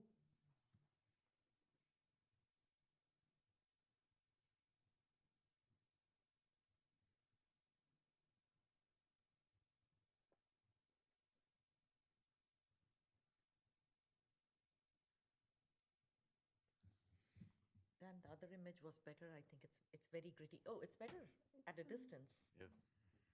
Close up, maybe it's too gritty, but from this distance, it looks fine. But what I found to be a problem over here is, I think the building separation still looks reasonable, but they had no limitations on landscaping, and they did allow for air conditioning units to be placed between. If the separation is only 10 feet and you have an air conditioning unit, that cuts off another 2.5, 3 feet, which I don't think is such a great idea. I think the ordinance we were looking is that if the separation is being reduced to less than 20 feet, there should be no encumbrances between the two. I mean, we shouldn't have fences or landscaping, so in the event of an emergency, we can go to the back. Or if, say, one of the homeowners is building a patio, I actually had an image of one homeowner doing construction in the back, and they have a construction easement from their neighbor to take the backhoe through the middle between the two. Of course, the agreement is that they will restore restore the land. Could we go to the next picture, Dan? This is another picture. Google that takes the image actually stopped at this angle. I went up and down the street via Google multiple times, but I couldn't get a straight shot down this. But you can see once again, the separation is only 10 feet. And the house to the left, I mean, even though it's got high quality building materials, the garage sticks out significantly in front of the front door, which is not something the Planning Commission liked. You were like, even if the quality of materials is high, you don't want to be visiting a garage with a house attached to it. At a minimum, you want no more than 50% of the front facade to be occupied by a garage door. At least 50% should be the front of the house. And if it is going to be a front-facing garage, you want the garage door recessed at least 4 feet behind the front door. I mean, it can either stick out or it can be recessed or in line. You just didn't want the entire 20-foot length of the garage completely sticking out in front of the house itself. So this is another building where the separation between the two was only 10 feet. And the area in between the two homes was like pretty neatly manicured. One of them did have a concrete sidewalk, which I think is not such a good idea for stormwater runoff because it's all going to go onto the grass area of the neighbor to the right. Could we see the next picture, please, Dan?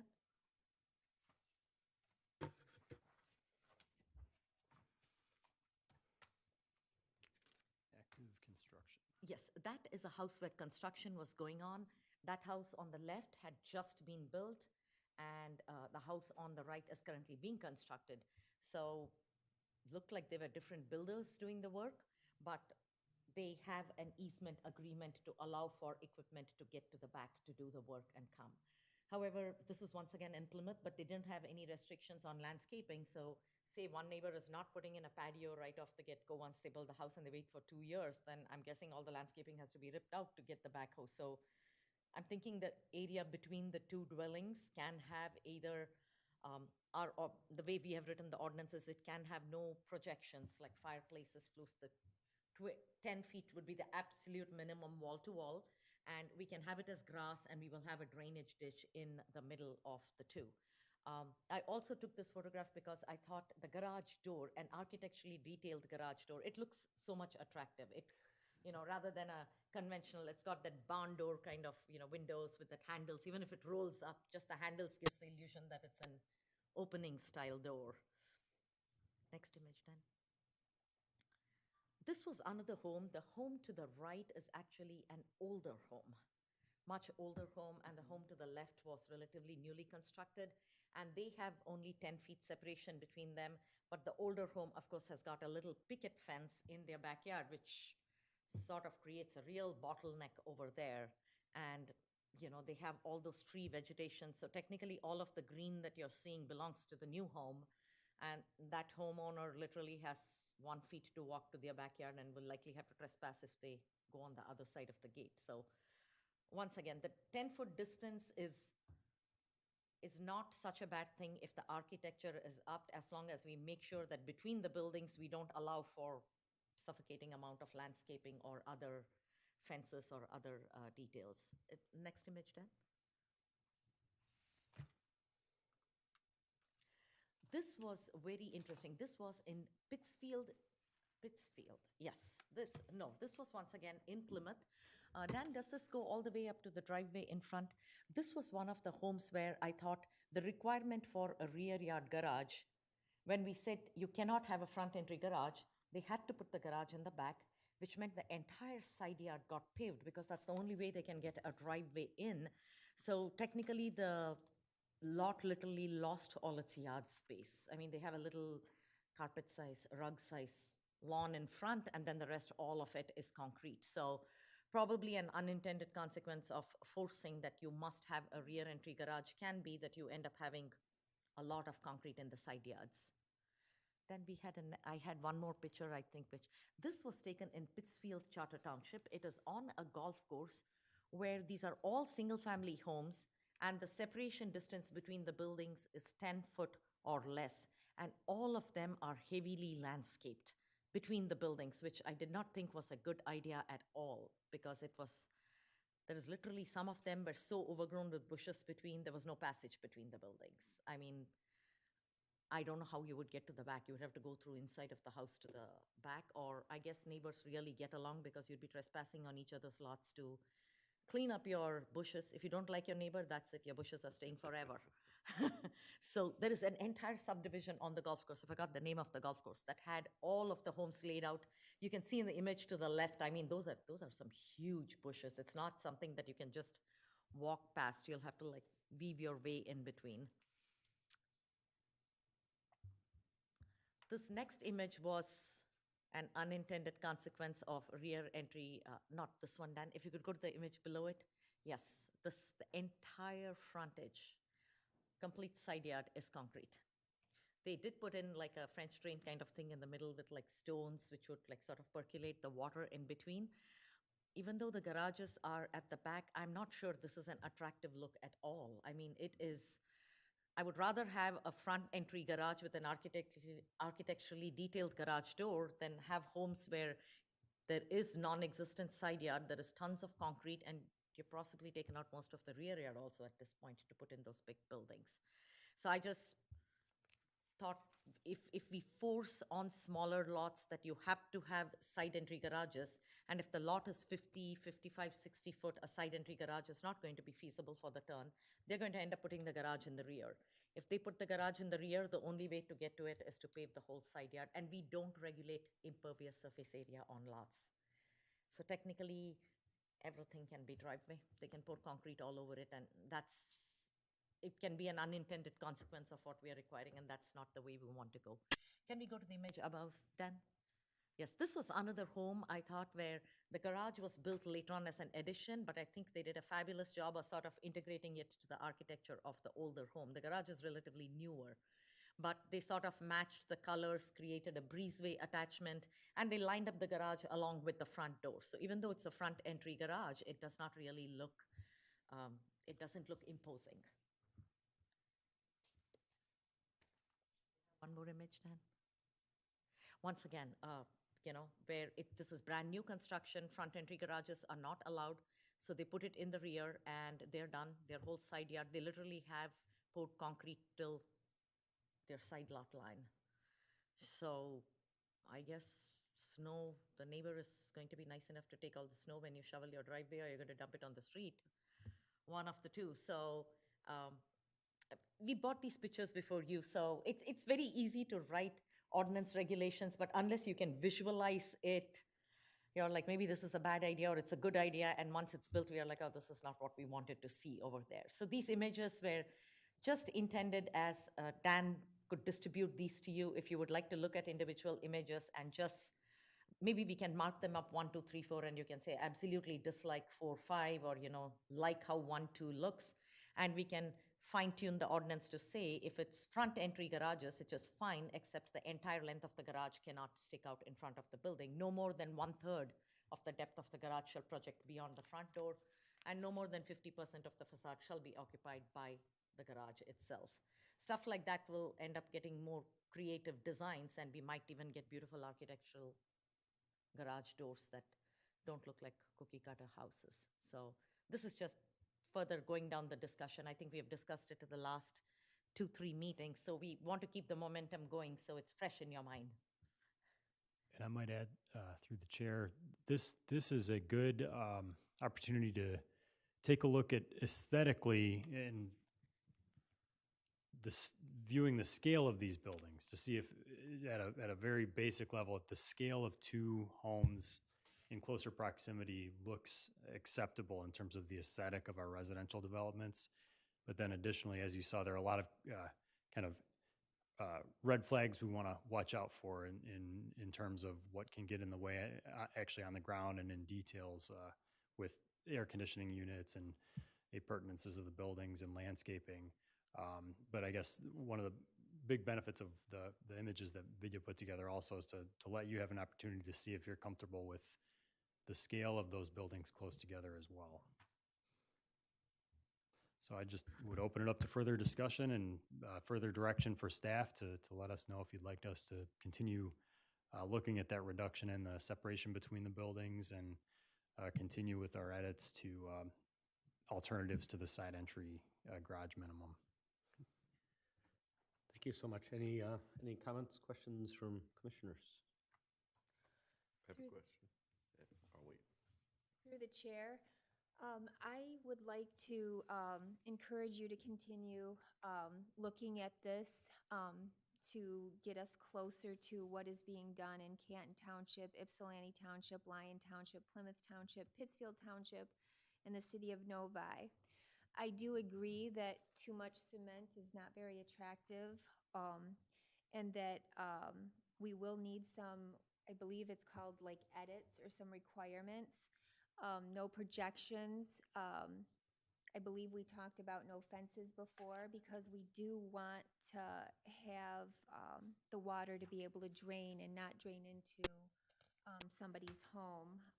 We seem to have enough of that around here. So with that being said, I'm excited. I'm very excited to see this because if we can go back a few years, I've been asking for this, you know, knowing that the other communities have been doing it for a while. And my reasoning for that is I would like the opportunity for builders and developers to come to Van Buren Township. I don't want them to come to us and then reluctantly just leave us without our community having the opportunity. Thank you. Commissioner Grant? Yep. So the idea behind obviously moving buildings closer together is to get higher density, right? Or, yeah, or if by chance get deeper lots, you know, by going narrower, if that's a possibility. But your images that you've shown where they're 10 feet apart, is that typically only for one side of each building? Or is it actually, the idea would be 10 feet building to building on both sides? Both sides. So the history of how this came up, Commissioner Grant, is right now our ordinance says that in established PUDs or PRDs, planned residential developments, we have to have a minimum of 30% of all lots as side entry garages. Now, we haven't had any large-scale residential development in the longest time, and a couple of our PRDs have been left incomplete. I'm sure as a resident you have seen they've not been completed in the longest time. We do have developers now approaching us wanting to build good quality homes to finish them, but with the cost of materials, the land, and the infrastructure they need to put in to get them going, trying to do 70-foot lots with side entry garages is just not feasible. And then when you build homes on lots that size, the cost becomes so high that it's no longer for younger families. I mean, the price range is just way too high. So that's what triggered the discussion. I mean, if we reduce the side entry garage requirement as to not be a hard 30% rule, in fact, no other municipality has a hard 30% rule except us. We did research on multiple municipalities. We looked at we typically try to look at all of our neighboring communities, similar townships. We didn't find it a hard minimum anywhere. It's encouraged, but it's not mandatory. We had it mandatory in our ordinance. So we said, if you're going to look at that, let us also look at building separation. If it's going to be smaller lots, with some builders approaching Dan talking about, would you consider narrower building separations like they do in Canton and Northville and Plymouth? And we had never been approached before, so we decided to look into it. That's how we came to this point where we started looking at building separations and side entry garages. Okay, so for my understanding then, is if you keep, or actually write into the ordinance that, you know, to go to the 10 feet, or if that's allowable, are you still keeping the 30%? That's 30% for side entry garages as part of that development?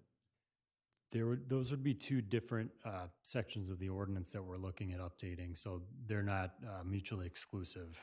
And so you could have a situation where you have a development with units that are fewer than 20 feet apart and with fewer than 30% of their units be side entry garages. However, we're recommending alternative architectural treatments to the garages and things that would offset the visual impact of having the garages be facing the front. If they are going to ask for concession on not having too many side entry garages or narrower building separations, then the architecture and the quality of the building has to be that much higher.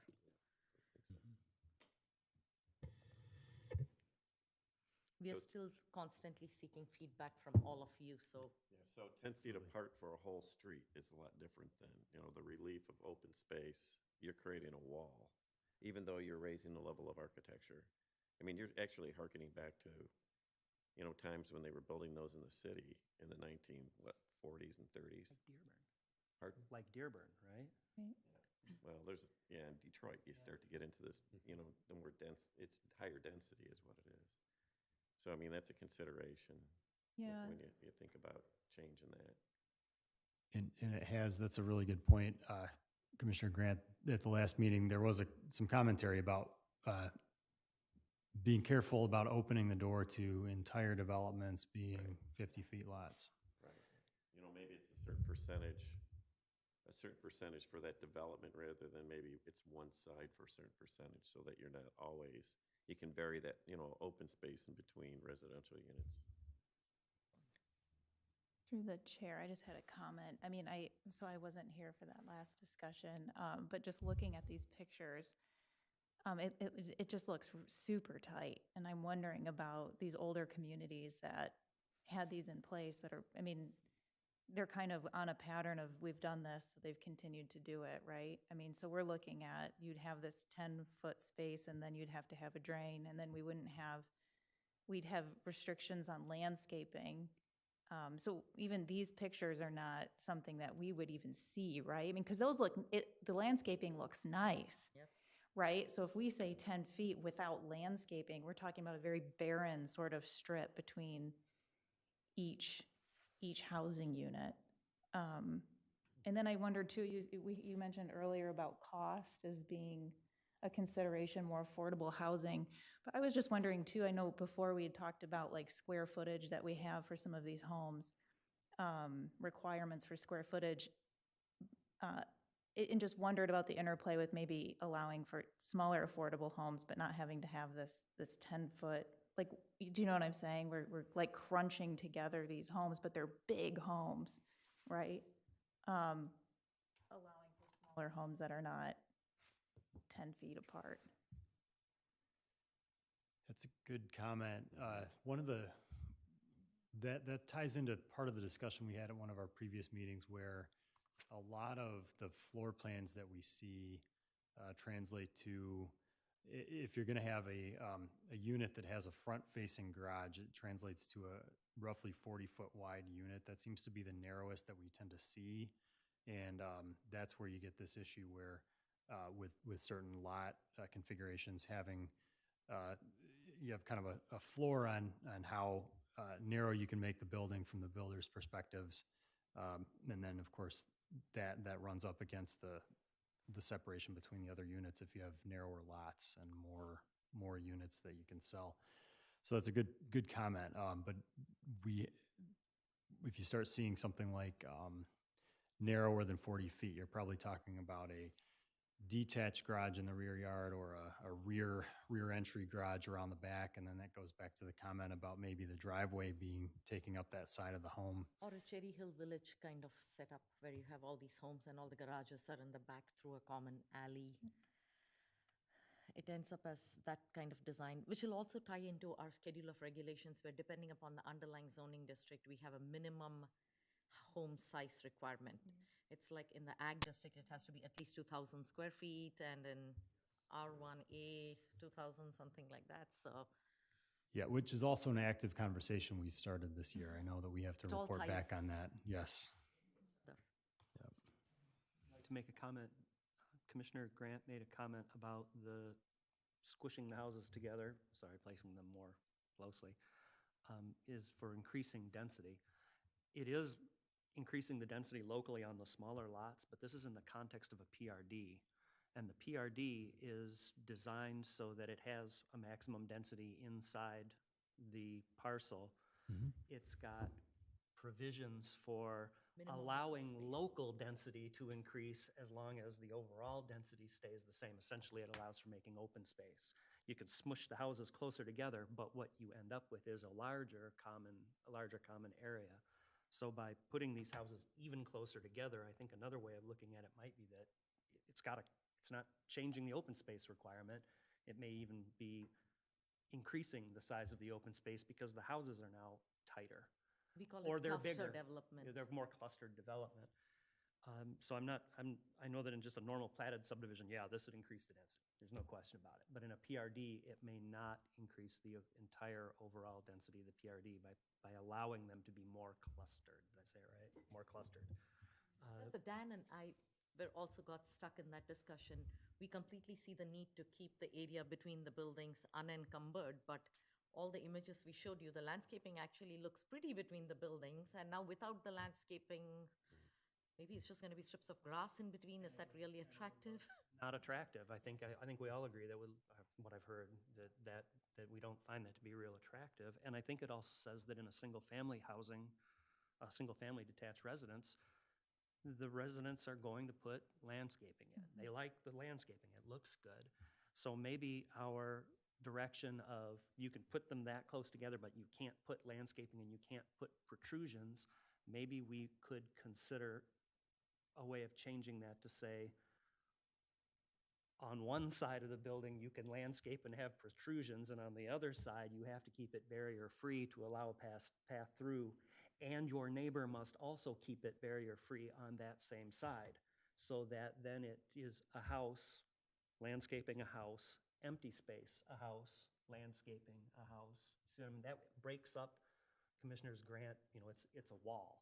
It would be landscaping on half of it is okay if you do it correctly, and the open space. Agreement on the landscape plan, which ensures that every throughway between two buildings has some landscaping, but still the ability to get through and not just packed on both sides. Might be a more reasonable thing to consider. And you need to also consider rainwater management and maintenance of that strip.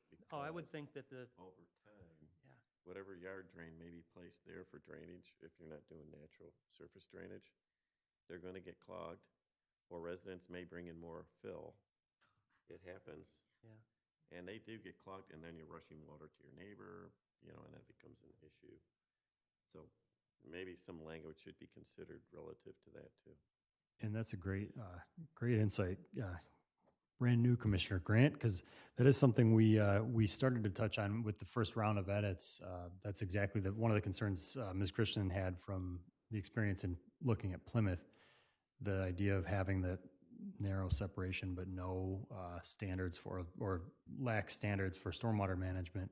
We do have minimum grading standards between units in our engineering standards manual. What we've put in the draft language so far is that if there is a less than 20-foot separation, there would need to be a grading certification to show that there's actually a swale established and positive drainage toward the rear front yard. And that's at the time that it's built? It is, yep. Yeah, and that Over could time, that's the change. problem, Yeah. Yep, certainly. I could have a comment on the garage doors. I really like the language of the garage door orientation and the ordinance changes there with the deviation being able to be granted by the board upon recommendation by the planning commission. There was one word in section 6 or point 6 about the garage door orientation, about the principal dwelling which is oriented toward the side, rear, or front of the lot. I think that front of the lot is supposed to be the rear of the lot, isn't it? I'm looking at the ordinance text under item VI, under 5115, where we're talking about the substantially different. The very last one, garage door orientation. Right. I think that word is not supposed to say front. I think it's supposed to say rear, right? I think, Or is it supposed to not be there? should be clarified. I think what we're trying to say there is that the orientation of the garage door in relation to the neighboring garage door can be one of the criteria that breaks apart the Okay, 6 required categories. It So, confused me when I read it the first time. I wasn't sure what it meant. yep, we could try to clear that up. I think I like the direction on the relaxation of the 30% garage door, requirement. I think the text of it is good. I think putting it into that pick 4 of the 5 and you can do it, and then allowing the planning commission and the board of trustees the flexibility to make deviations, I think that's good, and I think it may ease our problem. We'll come back to you with requirements for ensuring positive drainage. Some tool where it's like people don't bring in fill and just fill it up, and 10 years down the road, nobody knows that there was ever a swale in the middle of that. We have to figure that out. We'll put language in for that. We will tighten up the landscaping language so that it's not completely bare, looking like a wall of high-class material bricks. Also, design, architecture, we'll fine-tune it and bring the next draft back before you, so you can take a look and tell us whether you like it. I like the overall structures. The only thing I keep looking at when I zoom in is the window placement on some of the houses. Of when you start, some of the first ones are, it looks like they intentionally offset the windows, so you're not high-fiving your neighbor every time you go to your kitchen sink. How else would you exchange sugar across the window? That's Back into that really closeness, and then some of them are right across, Yes. but I don't know if we need something in there to encourage offsetting windows, so that way you're not just walking up and going to bed at night and opening your shades and there's your neighbor doing the same thing. So, Yes. And we will also check with the building official to make sure that there's nothing in the state building code that has got requirements with regard to windows between two dwellings. because, some of these pictures, it looks like they intentionally set these windows here where they're offset. And some of them have just a blank area up on top where there's a window on one side, blank area, and then reset on the bottom where it's a couple of them.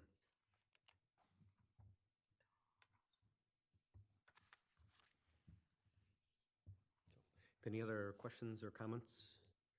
I think we're, so far we all are liking the direction we're going with this, and, yep, you have, No, I guess I probably should know this already, but what is our current requirement for spacing between?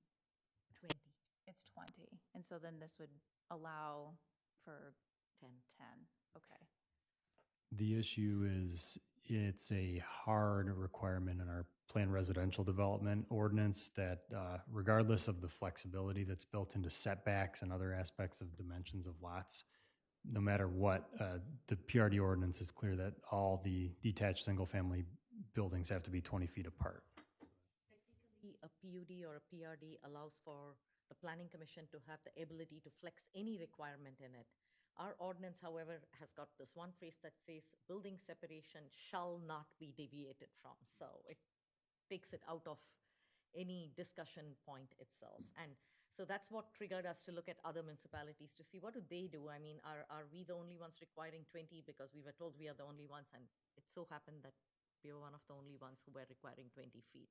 Although some of the other municipalities seem to have a 10-foot separation without prior thought to what the consequences might be, which Right. we are anticipating. I mean, I guess that's a little bit of my concern, right? Just because they've done it doesn't mean that that's a great plan Correct. for us to follow. We are learning from their mistakes, so we are going to come up with ideas. Ultimately, it's the planning commission whether you like the idea or not towards the goal. But yes, whatever problems those other municipalities have encountered, we are trying to anticipate, learn from that, and build in precautions in our ordinance so we don't repeat it. I have one more question or comment on it. If no one else has that requirement, and in a PRD, we have the flexibility to bend any of the dimensional requirements, would it be possible for us to simply allow the ordinance to let us bend the building separation, but instead of placing limits on it, put as long as we've taken into account these, would there be a way to even make it less restrictive? Because I feel like now we're going in the direction of letting us bend it under certain circumstances with this long list of criteria that we must and cannot violate. Whereas I know there are plenty of places in the PRD ordinance where it says things that the Planning Commission finds acceptable or things that the Township Board finds acceptable. Maybe we're trying too hard to regulate too many laws. Maybe we're making too many requirements on this, and we ought to leave it more open-ended, as long as we've listed in the ordinance that these are the conditions that must have been considered. Yes, we can add standards. I always hesitate to leave anything open-ended and subjective because while maybe the present planning commission is very prudent in its decisions and you analyze the consequences, everything, maybe 10 years down the road, there is a board that says, yeah, whatever, it's fine. And then you have a problem because they have no set of standards based upon which to review a request. All it would take is for a developer to say, I would like this bent, and they're like, okay, list it among your PRD deviations. So we want to make sure that whether we are there here tomorrow or not, the set of standards that applies to developers remains consistent. That's what But I'm that's a thinking. good point. Dan and I discussed it. I don't know, I think my brain is working slowly near 8, but Yes. we discussed this, and there was something that gave us pause about just open-endedly saying, you can change this. There was some reason. I'll go back to my notes and see what it was. Yeah, I think that's a good point. We were trying to be aware of some of the major issues that we saw, and we were then we started making an exclusive list of those issues, and we see that there's more and more that can be brought up. So maybe, we'll go back to that initial conversation and look at that more closely. Any other comments, questions regarding this item? All right. Any comments from the audience? And I guess I know the answer for Zoom as well, Director Power. Correct. There's nobody on Zoom still, And surprisingly. I'm waiting for the one day when I say that and make the joke, and then someone's there. And Then it's going to be somebody famous, just waiting in the wings. all right, so that'll bring us up to agenda item number 4, discussion case number 22-008, Van Buren Township Community Center Addition Pond Design Update. Thank you, Mr. Chair. I've again put this in the packet, and it's, again, a reference material. Given the time of night that we're here, still talking about various planning items, and maybe to give our township engineer a little more chance to write up or to prepare some response points to this, maybe we could put this on a different agenda that's a little bit lighter. But I did want, again, just give you the information provided by the design engineer for the community center project about their criteria for expanding the dry pond that we have in the back of our campus. And I know Paul has worked extensively on reviewing that, has some good thoughts on it, but we can probably save from putting him on the spot tonight and more time tonight for the agenda. So if you don't mind, maybe just take a look at that, and we'll have Paul give some comments later. Okay, perfect. Do you want us to officially table it, or are you okay removing it from the? You can remove it from the agenda. Okay. That's good. All right, that will bring us then up to general discussion and updates. My main update is that I want to just, first of all, let the Planning Commission know that I appreciate all of you. We're probably going to meet again on September 14th, which would be the next meeting date in 3 weeks, just given the pace of everything that's coming forward. So thanks for your participation. I just want to also give an update on trainings, which I haven't done in a while. There is a requirement for 2 training sessions every year for the planning commissioners, and you're all very proactive in seeking those out. But I did want to just hand you some upcoming training opportunities. There's of course, the Citizen Planner series for anybody who hasn't participated. I know I'm signing up Commissioner Cullen and Barr, so we'll get you signed up for the virtual training. And Commissioner Grant, I can get you signed up for that as well if you'd like. I think everybody else may have already gone through that.